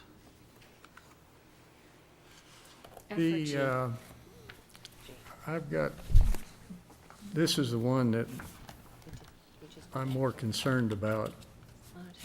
And I have discussed that with another member of the committee. I was expecting, when I sent that request, and it was my fault because the minutes, I cited the minutes and says, this is what we expect to see or need to see. And the minutes were not clear, and I didn't clarify it because the actual exact wording of the minutes didn't make it clear that one of the things was being requested was not only the requests going out for qualifications, requests for proposal, but the proposals themselves. And that's really what we wanted to see. And we didn't get that. So that's another thing. And I don't know how you want to handle it, Robert, but if we have a committee, do we need to take it upon ourselves to go to John or whoever we need to do to get those specific things that we asked for? I didn't get a chance to review the website. I know some of the stuff you had asked for had been posted to the website. Did you? They're not there. Okay. I didn't know if you'd had a chance to look. I have not personally, so I couldn't. Well, I didn't check it before I sent that email today, if anybody who got it read it, but I was taking exception because they didn't put the bylaws on there, not necessarily an exception, but I just noticed that, but I didn't go back and see. I don't know when they were added. I don't know if they were added today, Tuesday, Monday. I don't go back every day and check the district website, so anyway. So what authority does the committee have to ask for information that they need, or do we need to go that through, our, a contact? I mean, I don't want to get in any discussion with people in the district. Well, you need to go back to your chair. You need to do this. You need to do that. So,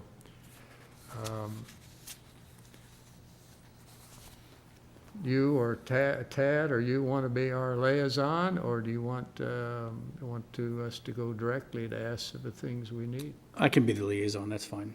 I can do that unless you want to do it. It's up to you. No, you've already done a nice job on that, Robert. Okay. So what, let me make sure I have Copa's notes exactly what you're looking for, because I'll ask him for it immediately. Well, specifically on the architect contract, we need to know We need to know, and I can confirm this with you in an email, and let, if Georgette wants to add to that, she may. We need to know how many proposals went forward. I mean, how many, not proposals that were submitted for that architectural work from A&E firms. Who they were and which ones were pre-qualified. And then the ones that were pre-qualified, including LP, LPA, we need to see what, we need copies of their proposals. I don't think if a dozen firms sent them in and they pre-qualified 4, I don't know if we'd want to go through 12 proposals or not at this point. But I think we should, at a minimum, we should look at see the ones that were pre-qualified. Yeah, so we already have a copy of the RFQ. What we need to know next is who submitted their proposals or statement of qualifications. I'm not exactly sure how they name it here. It's SOQs. So we need to see who submitted their SOQs. We would like to know their evaluation process, who was part of the panel or whatever that process is, how they've selected or shortlisted their the selected firms, and then what was the final? Was there an interview? How did they finally selected the selected firm? Having to steal a pen out of here. Sorry. And I think in the RFQ, Where your pencil? I'm not mistaken, they did put criteria for selection, and so the selection should have been, There should have been some sort of scoring, or how did they, right. So you need the SOGs, SOQ, SOQs, excuse me. Statement of Qualification. SOQs of who has submitted them and what was their evaluation process? Right, they're scoring, the criteria is here, but how did they score? Who was part of the panel? Things like that. Okay. I can send them an email and ask them for that. And maybe we'll get that information, and then we will tell them we probably need to find out, well, we can call and find out when the meeting's going to be, and I can call and find out when the meeting's going to be on the CEQA. That's something that they should know in the office. Or John probably knows it. Unless you want to, if you're going to ask him for the information, you could just ask, when is that meeting? And SEQA. for the environmental impact, the CEQA, they call it, the California Environmental California Environmental Quality Act, CEQA. CEQA. And I know it as an EIR, Environmental Impact Statement. Report. Report, yeah. Okay. I have problems with school finance too, because they have a different language they use. And everybody uses fund accounting, but every fund accounting organization uses different terminology. Okay, so, you're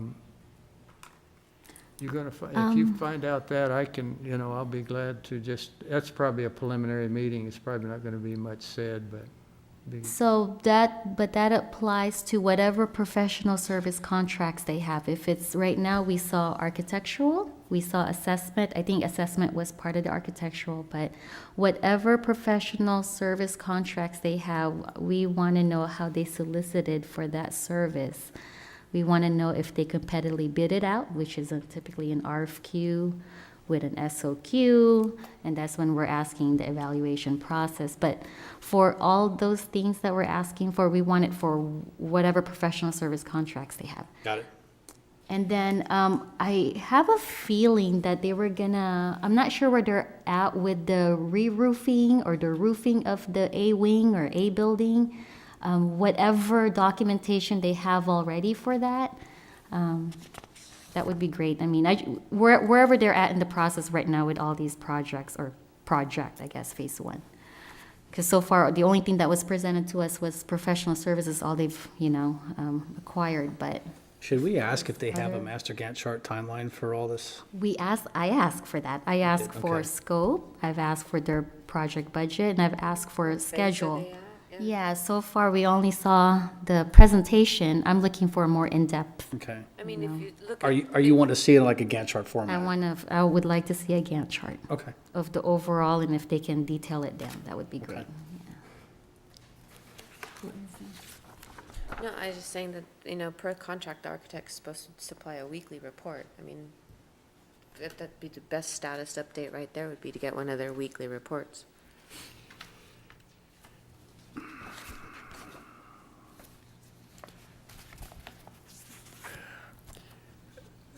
So, Robert, when would you plan on requesting for these informations? Because there might be some more that I could email I could send an you. email, if you want to send me an email just to recap this and then anything else I can submit it Friday. You want to take some time to Can you think give on me it? until the weekend? Yeah, I mean, it's a, Yeah.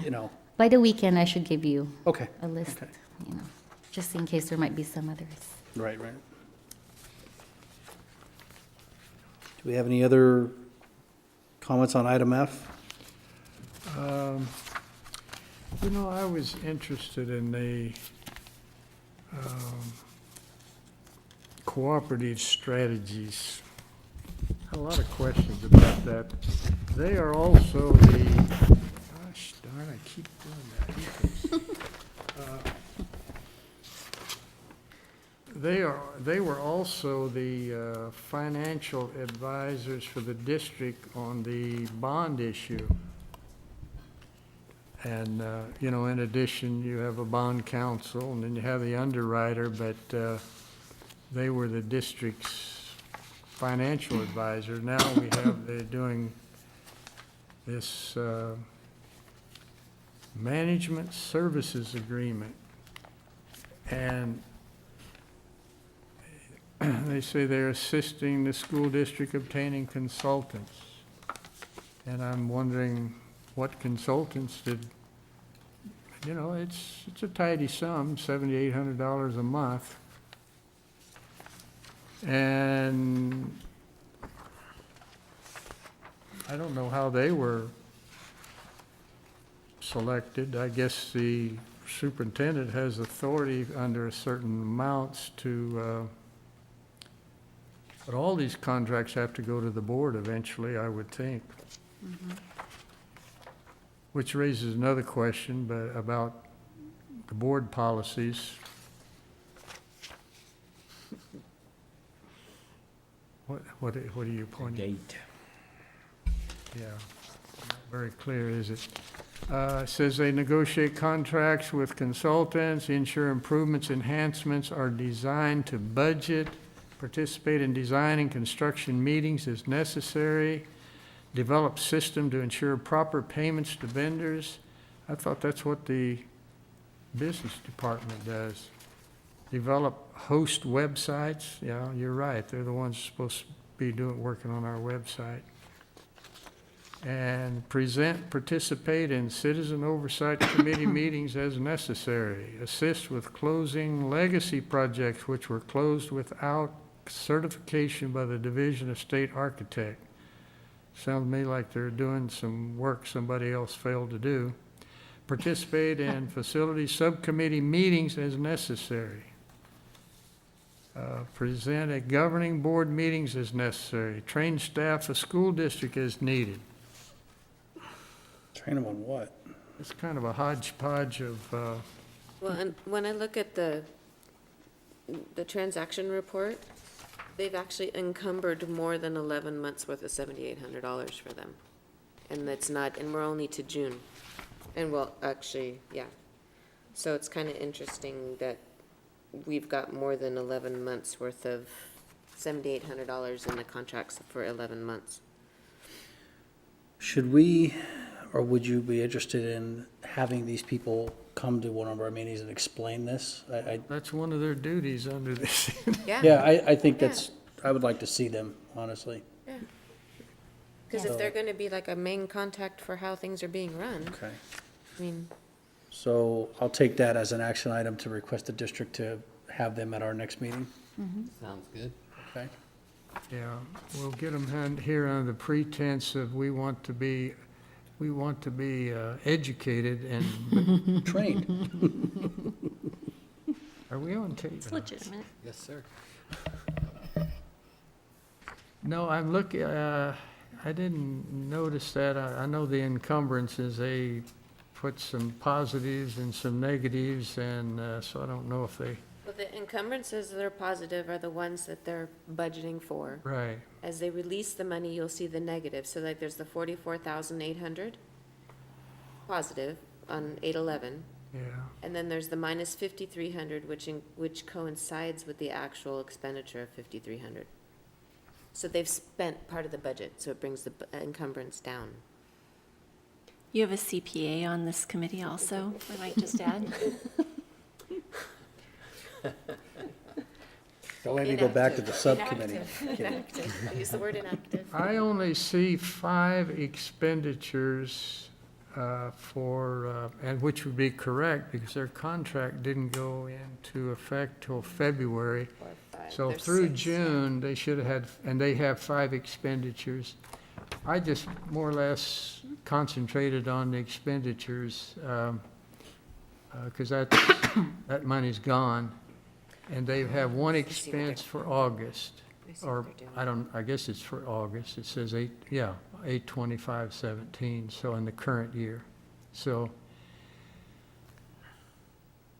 you know, I think if we have them come here to a meeting and just basically tell us on all these requirements, really what they've been doing.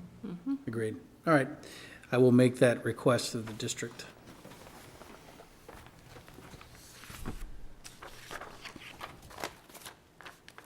I think all these others, I see the legal Atkinson and Andelson and Loya Rude,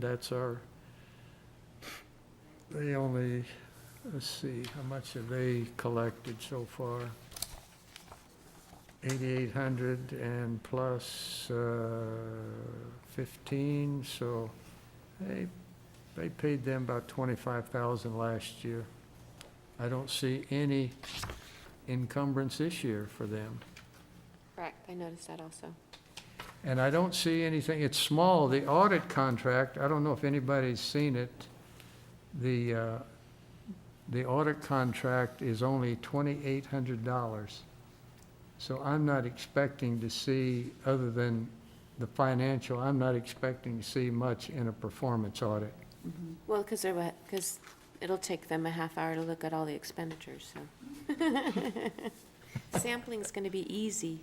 Well, I don't think anybody spelled out what a performance audit is, but they did make a comment in the contract. If I can find it. Oh. No details of scope of performance audit other than an opinion will be expressed on performance requirements for bond measure MQ. So, in other words, they talked a lot about the financial and what they're going to do, but when it came to the performance audit, all it said is they're going to express an opinion. So I don't think we're going to get much. And that would have been another reason to be there, to meet with the auditors. And we might have influenced them to look at more than what they plan to for $2,800, because that'll just, to write the report and come out and do the audit, that will just probably eat up that $2,400 in the financial part. I don't see them doing anything as far as looking at any of the requirements of in the contracts or anything like that. That's why it's important for us to look at it. I don't see that happening in the audit. If they did a real performance audit, we could probably rely upon and financial audit, we could probably rely upon that very heavily in our work, but I don't see that, so we're gonna have to do it. So I have are we in item G? I just want to make sure. G, 'cause I know Is we there any went back public and comment on item F before we decide to move to item G? See, I didn't forget this time. Hey, you gotta be extra. I just want to make a clarification. Gary doesn't get all the emails I get, so the only reason that the bylaws were on the website was because Mr. Charamello complained to the district. Because the Brown Act, if you guys, it says you're supposed to have a brief description on the agenda plus provide the backup material. And so the agenda said bylaws, but the bylaws were not part of the agenda. So Mr. Charamello complained, and told them that they were violating the Brown Act by not, for people, you had it, but the citizens didn't. So that's why, the bylaws were part of the website today. And also I want to say that I'm more familiar with the way the city does business because I'm more involved with the city. And what they usually do is they send out the RFPs, RFQs, whatever you call them, and then they set a time and place that they open whatever comes in from different, and anybody, I have sat in a meeting watching them opening the document, so anybody can sit, and I don't see, in the meeting when they open the things that come in, so I don't see why the district will have a problem for the bond oversight committee to sit and I think watch. it's required for bids that they be opened it's a public thing. I don't know on these proposals if it's. Not that I'm used to, not for professional services. Typically contracts, construction-related contracts, but not for professional services. Yeah, where there's a, when they go out in their big construction contract, and they are gonna do a bid, there's no more lease back, that. Okay. Well, that was gonna be my second. Oh, go ahead, I didn't wanna steal your thunder. Yeah, no, You might be walking home. the district, if you read the text and the resolution that they put on the ballot, they promised that they were gonna go competitive bids. The Solano taxpayers, myself included, met several times with school board members and superintendent and the attorney. And then after the bond was passed, they decided to go into the lease-back program. And so we, and I'm saying we, it's the taxpayers, had an attorney who sent them. As a matter of fact, I think if any of you were at that May 4th school board meeting, the taxpayers' president came and read the letter to the board and said, if you don't proceed with what you promised to the voters, we're gonna consider a litigation. And, they ignored him, so we've got an attorney who sent them a letter and said, we are ready to litigate unless you do this. And since May, we have been going back and forth. I'm talking our attorney and the city's attorney, have been going back and forth on issues. And if you said the notice. city. The district, yeah. And if you notice at the last school board meeting, under closed session, was an agenda item who said anticipated litigation and exposure to litigation, and he listed Solano County Taxpayers Association. And it was interesting because the law says after you come from a closed session, you're supposed to announce what decisions were made in the closed session. but no decision was announced. And so I guess the district didn't want people to know that in case, to avoid a lawsuit, they will do what they promised to the voters, and they're gonna go through competitive bidding and no leaseback program as they had planned, so. It's the front page article in the Is it? Tribune this morning. Okay. I wasn't sure, and I was but it has been decided, so, okay. It's a good article that details all of that. Okay, I need to go and get where the was it at? Tribune. Front page then. of the Tribune this morning. Okay. I need to go and get the Tribune, but, so if they already had somebody, the timeline is gonna go back, and I'm sure they're gonna blame the taxpayers for that, but, they lied to the voters, and they did good. They did good to their promise, so that's good. So, Arania, what is lease back? They find someone, a person that does the construction, but the district leases, they lease the property back from them. And the issue we had, and we our attorney agreed, he says, okay, if you're gonna do lease back, instead of getting one contractor, at least get 3. And so there is a little bit of It's, bidding or competitive. it's not a competitive process. Yeah. Lease back is not it can be Well, based that's why upon we the ask them. and typically, they end up costing more money. And then at the end, they wanted to have one contractor that was gonna choose the subcontractors. They wouldn't have to accept the lowest bidder.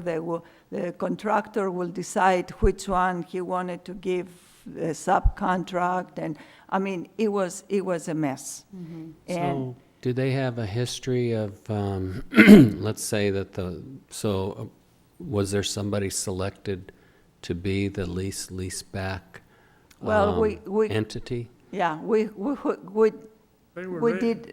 we didn't know that, they didn't say this is the person that's gonna do this, you So know, they were. what my question is then, did this have the potential to be a cost savings to the taxpayer, the lease back?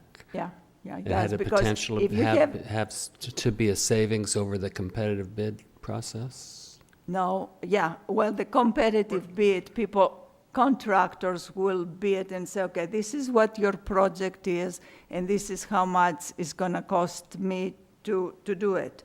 And so others will submit competitive bidding. Correct. The way this was work, and I'm not an expert on construction law, but they will choose a contractor who in turn will choose his own subcontractors to do all the work, but he didn't have to choose the least expensive, the lower bidder. He could choose his brother to do the work and pay whatever his brother wanted to do. So the reason I'm asking this is that, you can have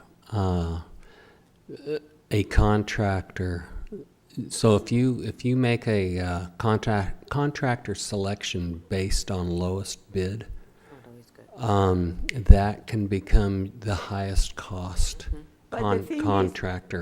Our proposal was, we will accept 15% difference between the lowest bidder and the one that the district will select, but the district didn't want, they wanted 25%, and we felt that was too much. Yeah, it's Our been- attorney and ourselves, we felt that. So that was- it's and you always kind of live and die by these spur of the moment comments like wheelhouse, but I do have experience in this, and I've had experience in design build, negotiated, competitive bid, and unfortunately I've had experiences where and I'm just offering this as comment and that's it, where contractors who, this is where you want to get referrals and have a resume and history and interviews and so on and so forth. But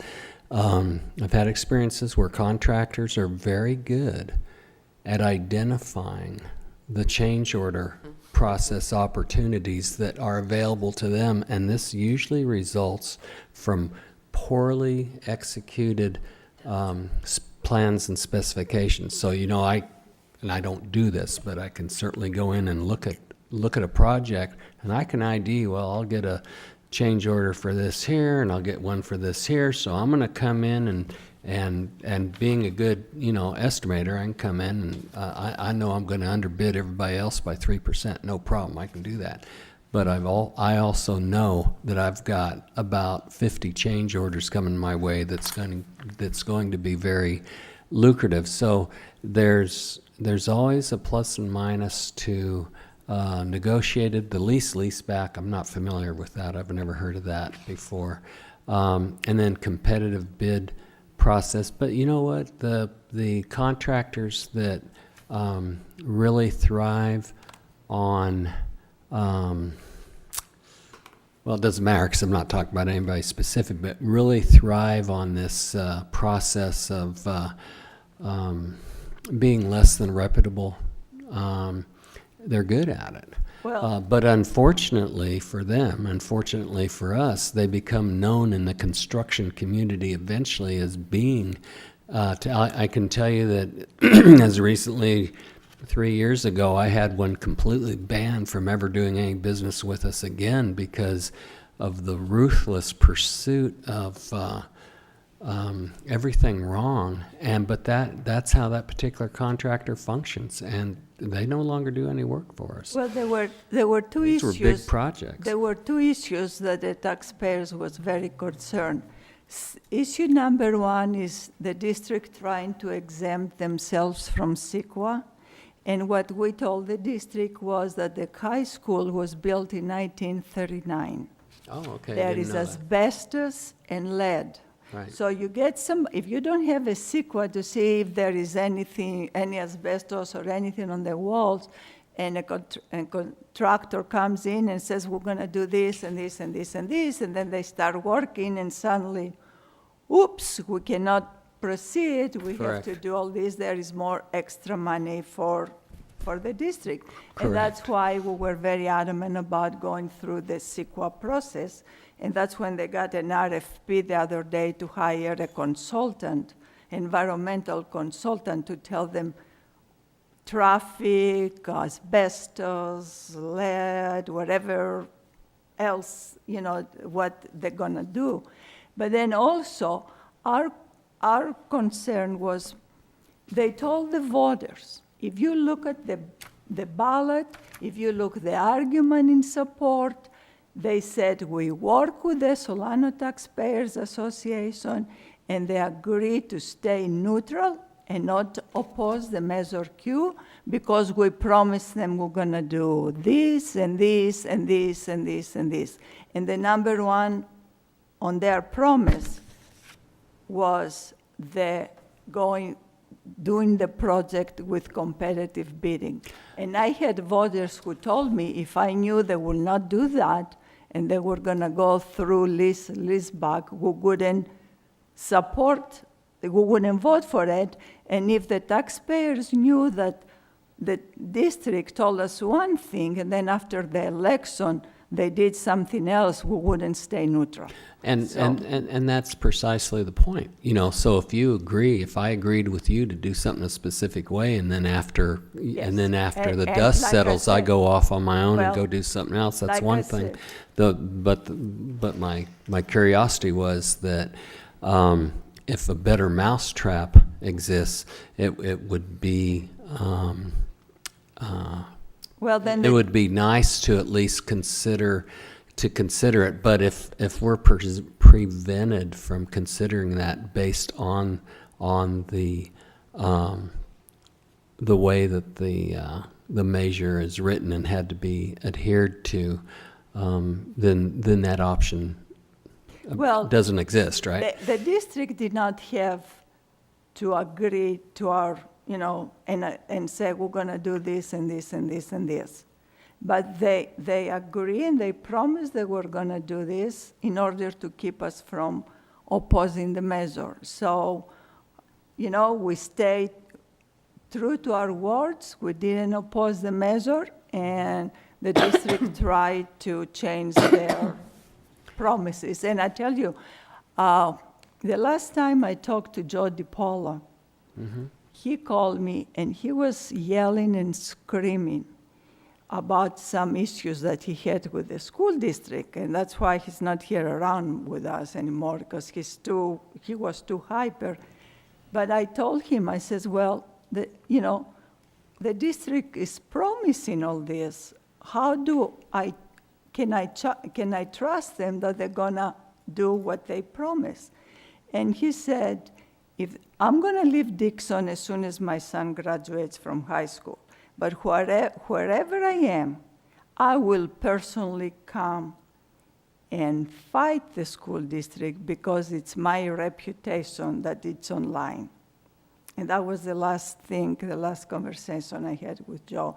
So I felt the same way. You promise something, you keep your promise, and everything will be great. Okay, so I guess my last question then is, so we are, we're comfortable with the fact that a competitive bid process will get us the best product at the best price, and there's no way that a lease back would ever accomplish that. And that's pretty much our position. Yeah. Okay, thank you. I mean, like I said, there was a lot of discussion back and forth, and the district's attorney, Mr. Soldani, he needs credit for, because he was he wanted to do the right thing for the district and for the voters, and I think he worked, he accomplished this.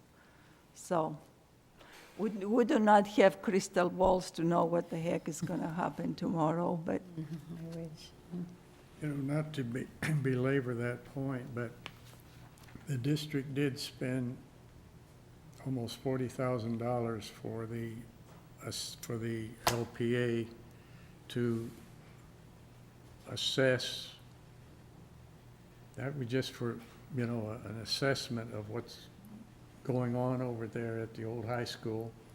And then, almost $900,000 to do the design. If you have good design and you have a good, well, I call it an RFP, request for proposal, but I'm still in the Air Force, so anyway, the problem in government contracting typically is contractors want government contracts because the government's not very good at putting the specs. And so the contractor looks at the request for proposal and he says, oh, I can bid this down at this price because I see these things are left. I see change orders there. And so it has to do with a good design, and that's why a lot of people like design build.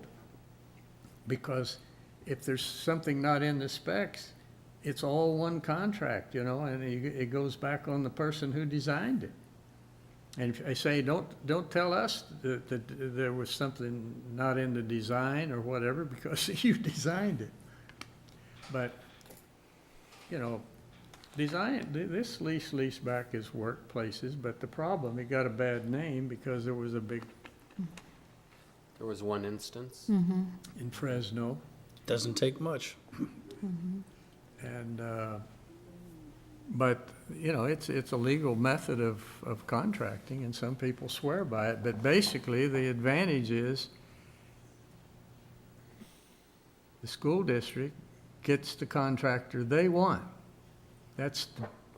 For them, that's their big advantage. We get to select who we want. And if that's done proper, that may be a good thing. If it's not done proper, it can lead to problems. So, we'll see what happens. With that being said, We'll never know. I think we can move on to G, review of bond funds expense to date.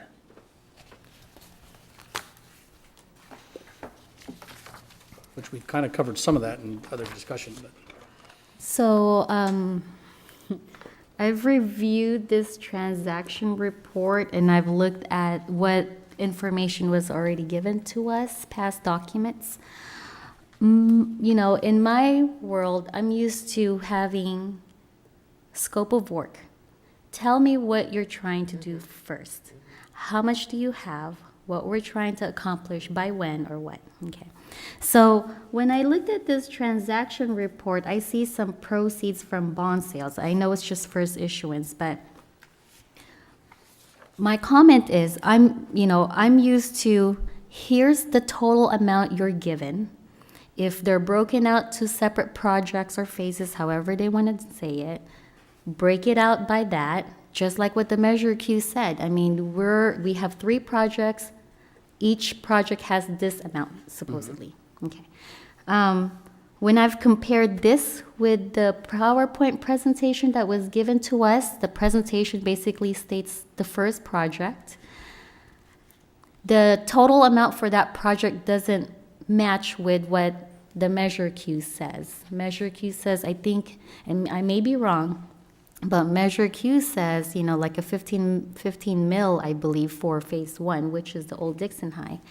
The first time we've seen some sort of budget or expense or what from the district shows like only 13.5. So, you know, bond funding of 13. I would like to know where the rest went. I'd like to basically understand, you know, their methodology of how they you know, allocate a certain amount for a project. It should be the whole total bond amount that we voted for, okay? It should say for each project how much we were given, basically what Measure Q says. And then from there, the district or whoever, you know, I don't know if it's their consultant, but whoever is managing the project budget should say what's been encumbered for that specific project and what's been expended. This right here, I'm not used to seeing an expense or transaction report this way. Maybe I'm just used to seeing things differently, maybe more organized, but this is not how this is one of my comments, I guess, when I review. I'm assuming this isn't the project budget expense report, So, but and that was, you know, first of all, I don't have any experience in bond-funded projects, and when I looked at this, I thought, okay, it's proceeds, but it's not the budget. correct. So it's, Yes. okay, I'm gonna stop right there. So you want to see the actual budget? I'd like to see the actual budget and what's been expended or encumbered, both, from that project budget, but that budget better match what Measure Q says, is all I'm trying to say. Because this bond funding, according to the PowerPoint presentation for the old Dixon High, says only 13.5. I was reading in Measure Q, it says 15.2. I just want to know what the difference is. Why is it only showing 13.5? So that's just my general comment. So, Again, not, pretty much knowing nothing as far as this is concerned. So bond funding for the items that, you know, fall in below that, the balance of that, which is what, about $2 million?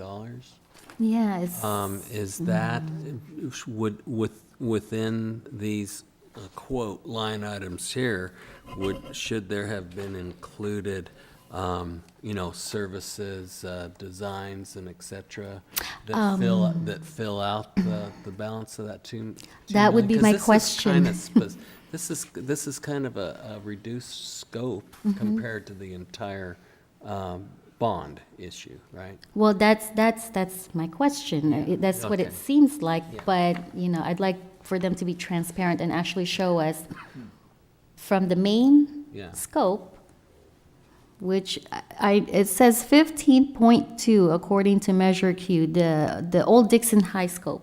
It says 15.2. My question is just basically, this was the first time we saw a project budget for that specific project. I just wanted to know why it's only 13.5. That's all. I think So that's it a great sounds like- question for us to ask as a committee. Is that a question we should just ask and me have it answered by the next meeting? Or do you want a district representative here to explain it at the next I think we meeting? could just get a question and an answer, right? Yeah, I think I have more. But yes, Okay. that's fine. I may have more, but, You can email me. Yeah. I mean, and we can table it, whereas for this, I can ask the question for this if you have more, and we need district representation at the next meeting, we can bring that in, and we've got time, so we can do that too. Do you know, did the finance, the business manager and is that who prepared this? I do not know who You know, prepared that. I'm the one that sent it, said I wanted to see the expenditures and, including the bond proceeds, everything. So in other words, this is just kind of a snapshot of where the money came from and where it went. And that's all this is. It's definitely not a budget. I was looking at a budget report that on a big project, and like I said, it was thick, all these movements of money around. Right. And it was quite overwhelming almost to try to follow all the various transactions. And Yeah, so this might just be a transaction report. Maybe we're asking for a budget report, or however the district or their consultant puts it together. So I may just be looking at a different report. and I wonder who that's going to be. That's another good question too, is who's gonna be keeping track of it? Typically, well, I don't want to say typical, but, that's in government contracting, on a project like that, that's project manager, that whoever that is. I wonder if it's actually this management company we're having come in. Well, I wonder if that's what part of is their fee is encumbered by, is by it really keeping doesn't track. say that in their contract. No. And that to me, somebody to provide that type of information, you got to keep a handle on. Yeah. So perhaps we should have a district person here to answer that question Sure. of who's controlling the purse strings, if you will, right? Where's the actual budget? Who's in Yeah. charge of it? Somebody has to be. And how do we see it? Is that a reasonable? Yeah, I think so. I'll tell you, Vacaville, they're $200 million, or a little less than that. They are paying a firm over $600,000 to manage Oh, their project. I'm in the wrong line of work. Well, considering that once you've got a computer program, it's not really rocket science, as they say. You just move the figures around and give them a report, and it looks great. And like I said, it's just a lot of numbers.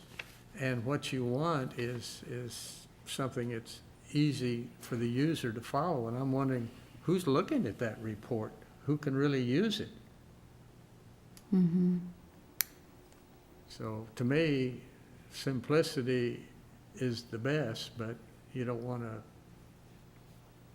make things so simple that, there's no useful information. So there's a balance there.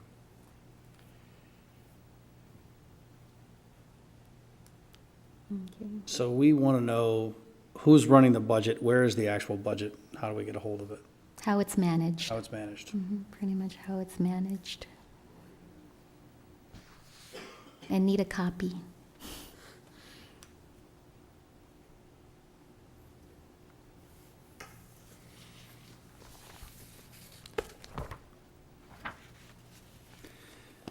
Do you have any public comment? No? Okay. Anybody else have any input for this? You know, I saw this contract they just awarded to Schneider Electric or whatever, and they use these, well, I looked at it first as Prop 39. Well, this is a more current Prop 39, the California Clean Energy Jobs Act, 650,000. But there says bond funds, so I assume that they're talking about these bond funds that they're going to put money into this for this company, because it says Old High School, 67,898 bond funds. And Wait, say that again. I think John talked about that last He did time. at the last meeting. Yeah. They were gonna I think find it's a different separate- ways to fund yeah. different parts of the program through Right. energy acts and grant money and things like that, and that might be one of them. Apparently, the grant was only written for active schools, or Oh, maybe, I don't know. And so yeah, I'd like for him to address that again. I didn't, because when I saw that at the See that, Gary? school board meeting, I didn't,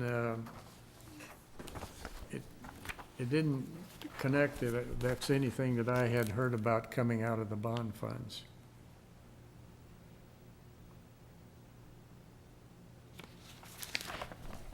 Some of those go back to, like Jack's comment too, that might be more expensive up front, but in the long term, if it's energy efficient or there are, you know, rebates, I don't know, that those are things to consider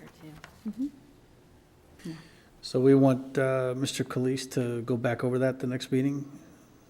You know, To let us know if in fact these are coming from grants or whatnot, or, I think my only question is, you know, why are we using bond funds when we had this grant funds, you know? We didn't ask for it then, or it wasn't part of it for whatever reason. I'm just- so I believe what John said is that in order to save cost and not potentially use the bond funds, they were looking elsewhere, like such as other grants, to fund other Right. parts of the project. So I think whatever that proposition is, they can only fund a certain amount. And so the rest of it should be bond funded. But it's less than it would have been. It's if less they than didn't. what it would be, yeah. the And original. before I forget, when I was pouring through these things and I ran across LEED, LEED, certifications, I don't know if you're familiar with that. So you're kind of, now I could be totally wrong, but I think you're kind of paying for a shiny gold star to put on the side of your building, and you're That's pretty paying a much heck of a it. lot of money for it, and you're probably not getting any value out of I don't know, it. there are a lot I'm of not those sure about the buildings at value. UC Davis. Yeah, so I'm just, because I have crossed paths with that a couple of times too. It's like, well, you know, you could become lead, and you know, cost this much for the certification, and, you know, that's great, but what are you, Yeah. are you spending 400 grand? Because I thought I saw a number like that, you know, is that something that we need to be spending? Well, we can ask John, Yeah, I and I guess, think if that's a any good of these question. projects needs to be LEED certified or. Yeah, can we include that, Robert, in our questions for John? Could you? what do you could- want to ask? We'd like him to elaborate on the LEED certification as it applies to these If it even. projects, and is it necessary, and you know, is there value received for value expended? LEED, LEED, right? Mm-hmm. Yeah, LEED, and there's different levels of LEED certifications too. So you wanted to elaborate on the lead certification? Yeah, I'd like to know, it's been I hate to say it, but that's what we're here for. It's been my experience that sometimes that can be money maybe not well spent. So maybe, Jack, what would you want to know first, if it's even required? If LEED is even required for any of the projects? And there if may so, be a requirement, and it could be a requirement that may qualify us for a grant or something. So if it's in the course of, you know, creating, you know, a positive position for us. So we need him to really elaborate and tell us Yeah, what we're getting, if we're sometimes, getting anything. sometimes people like shiny objects, you know, and I doubt that that's the case here, but Well, we need I'm, clarification. I noticed it, so I just wanted to ask. Well, you know, every year, the the city pays money to apply for an award for the finance department, I don't know if I want to go down that road right now. and they get the award every year. That classifies a participation trophy? Is that Oh, yeah, how about Thanks for that playing. participation When you trophy? have to pay for your award, I mean, Right on. yeah. Okay, got it. I will make sure I that hope I that's get not that in the question asked and newspaper have it. tomorrow. Oh, yeah, we'll find out. Okay. Do we have anything else for line F? Or G, excuse me? Review of I think bond we've already funds. asked the questions, right? There were some questions on the line items, so. Do we have any public comment on G? Oh, okay. One last thing, Robert, I think that, from the time that we received our first presentation at the high school to now, I think we're better equipped to, if John comes and has a conversation with us, now we've actually got some questions, Right. whereas the Yeah, first time we've got it some was hardened questions. just, not that it was a blur, but, it's kind of a blur the first time, and now The other thing we're I a do little more know- engaged. This is a little off this topic, but just it's on my head, so I just wanted to tell you guys. I know that we had talked about a tour of that high school. I don't know that it's safe for us to tour it at this point, so I will ask that question again if it's Okay. something you guys are still. Yeah. I mean, it may be they take a drone and fly it through there. I don't know, I don't know what's gonna have to You happen. had mentioned a video. Yeah. Yeah. So, Yeah, no, that sounds great. Well, we're a small group. You can put respirators over your face. You can We put a could hard sue hat that. on and promise not to touch anything. I have my own respirator, I can. I kind of view that more as an excuse, you know? I mean, if the workers can go in there and, work for 8 hours and it's too dangerous for us to walk through for a half hour, something's not right. okay, I'll ask the question. I have my own hard hat too. You got your own level A suit, don't you, Ted? Oh, yeah, uh-huh, I thought so. Okay, reports of officers and subcommittees, we haven't got there yet, so we don't have any of that. No special committee reports. Any public comment at all? Uh-oh. So close. I will recommend, and I told that to Brian, to add on this, not on items not on the agenda. Okay. I know what the meeting requires and how it goes on, but if somebody comes to talk to you, to address you the first time, they will not know that, they can address every item on the agenda, but then they might come up and bring an idea that it's not on the agenda. So that's what I'm gonna. Well, we open the meeting that way, right? I mean, that's one of the things, yeah. So, but it's confusing, not for you or, people who understand, but somebody, okay. But I do have an item not on the agenda that I will make a recommendation. And Jack will verify that when we both serve on the Citizens Wastewater Committee for what, how long, Jack, 5 years? 7? Was that long? Oh, I think my so. God. Every Monday night for. Yeah, every 5 Monday night for 2 Okay, nights. okay, 5.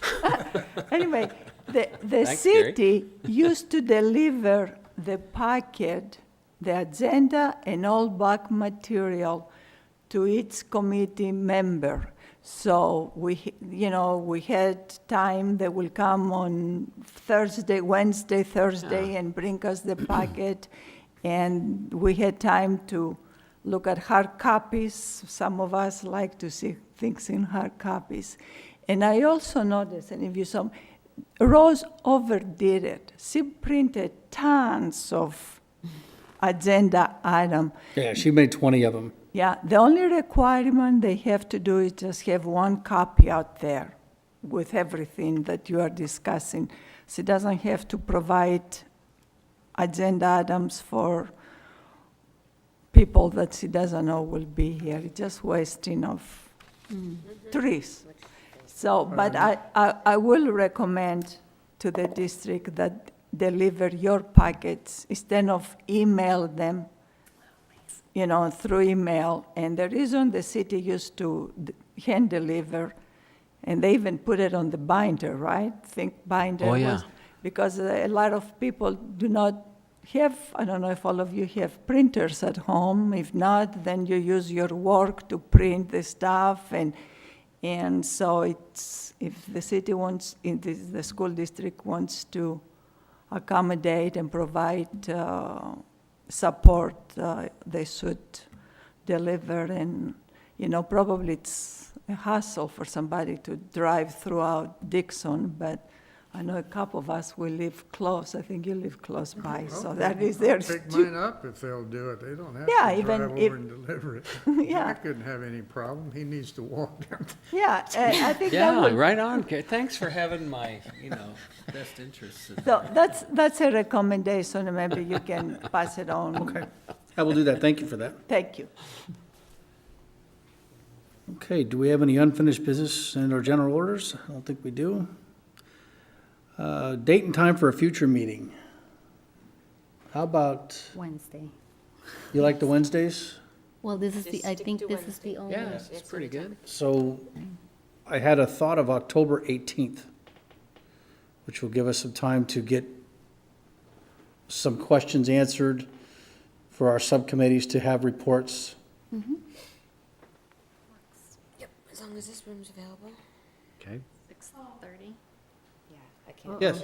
So how are we going to receive this information then on the, for the contracts and things? How's that going to be? Email it to us? Is I that would think how- so, yeah. I will be emailing the district with the subcommittees and who the members are, so they know to give the appropriate subcommittee the appropriate information. They want to go to the trouble to print them themselves. I come down and pick it up. Do you have another comment, Rihanna? For some reason, my computer is supposed to be connected On to the hers, and even she's got months, the printer. the I can't print. I transportation of, always- the city's transportation committee meets, bad sign. and I cannot remember if have it's to on be the right. second Wednesday or the third Wednesday of the month. Hmm. Remember, you were supposed to meet sometime in August, and you couldn't meet, so I don't know. Well, that was, the agenda wasn't posted in time, and so they had to cancel because. No, I'm talking before you even set up the date for a meeting, the city's traffic advisory committee, the TAC. I think that was the meets. third, because we're on the second Is it Wednesday the third? currently. Yeah. I don't know, but I know they only meet every other month, the even month, so So October 18th October is the is third even, Wednesday. right? 10th, yeah. So I don't, We so you wanna- might want to oh, you check know what? on this, Yeah, let's look for October the 11th then. I know it's, and then see the You know, TAC meets on the 11th. it's, this is a good meeting thing, particularly if you've got citizen participation, but as long- if we end up this kind of thing, we want to meet in, Third Wednesday. the school district or something, one of their buildings, is that tape recorder there work for that? Oh, this is actually being televised. yeah, this is actually being Yeah, streamed to that's what I the, was So thinking. who knows? We might have a great audience out there. you never know. See more of them here next time, hopefully. Come on down. There's 5 at home at my house. So the third Wednesday of even months, so 18th won't work. That's the Transportation So do we want to look for the 11th? Advisory Commission. Is that for, was that for October? Yeah, I would look Yeah, for it an says, earlier date yeah, unless even somebody's got numbers, a, so, Yeah. yeah. How about October the 11th? I'm okay with that. Okay with that? Gary, October 11th, okay with you? yeah, my time's my own now. Gary's retired every day, Wednesday. Well, I Or got Sunday, Saturday? other big duties, I gotta go to the mailbox every day. Oh, okay. Oh, I'm sorry. You said the 11th? Yes. Kindergarten classroom. Actually, now that I think about it, the 11th's better for me too. You know what? That's still fine. We have the North Bay stand down that following week. Oh, yeah. I'll be working security for that. Nice. Okay. Ladies, how does October the 11th? Good. That's good for you? Yeah. So we'll set our next meeting for October the 11th at 6:30. Good. When's the next school board meeting? Is it tomorrow night, It's at 17th, I think, is what. 17th? September. Yeah. Okay, so I usually will go to them and give a 3-minute summary on what we did at this meeting. I had that question. Oh, nice, Dan. So I'll write up something and show up and deliver it. September or October? What? September 21st. 21st. Don't spoil them now. 21st, yeah. Okay. Do we have any announcements? Seeing none. We have a motion to adjourn. Move to adjourn. Second? All in favor? Hey. None opposed? Adjourn. Thank you, guys. Thank you. Thanks, Dan. Thank you. Thank you all. We got through a lot, thank you. Yeah, we did. Yeah, we did. Hey, we made it before 10 o'clock. Yep. Awesome. That was, Thank you. And don't forget your pen there. Thanks for letting me use that guy. Appreciate it. That's not what you're supposed to be saying. So those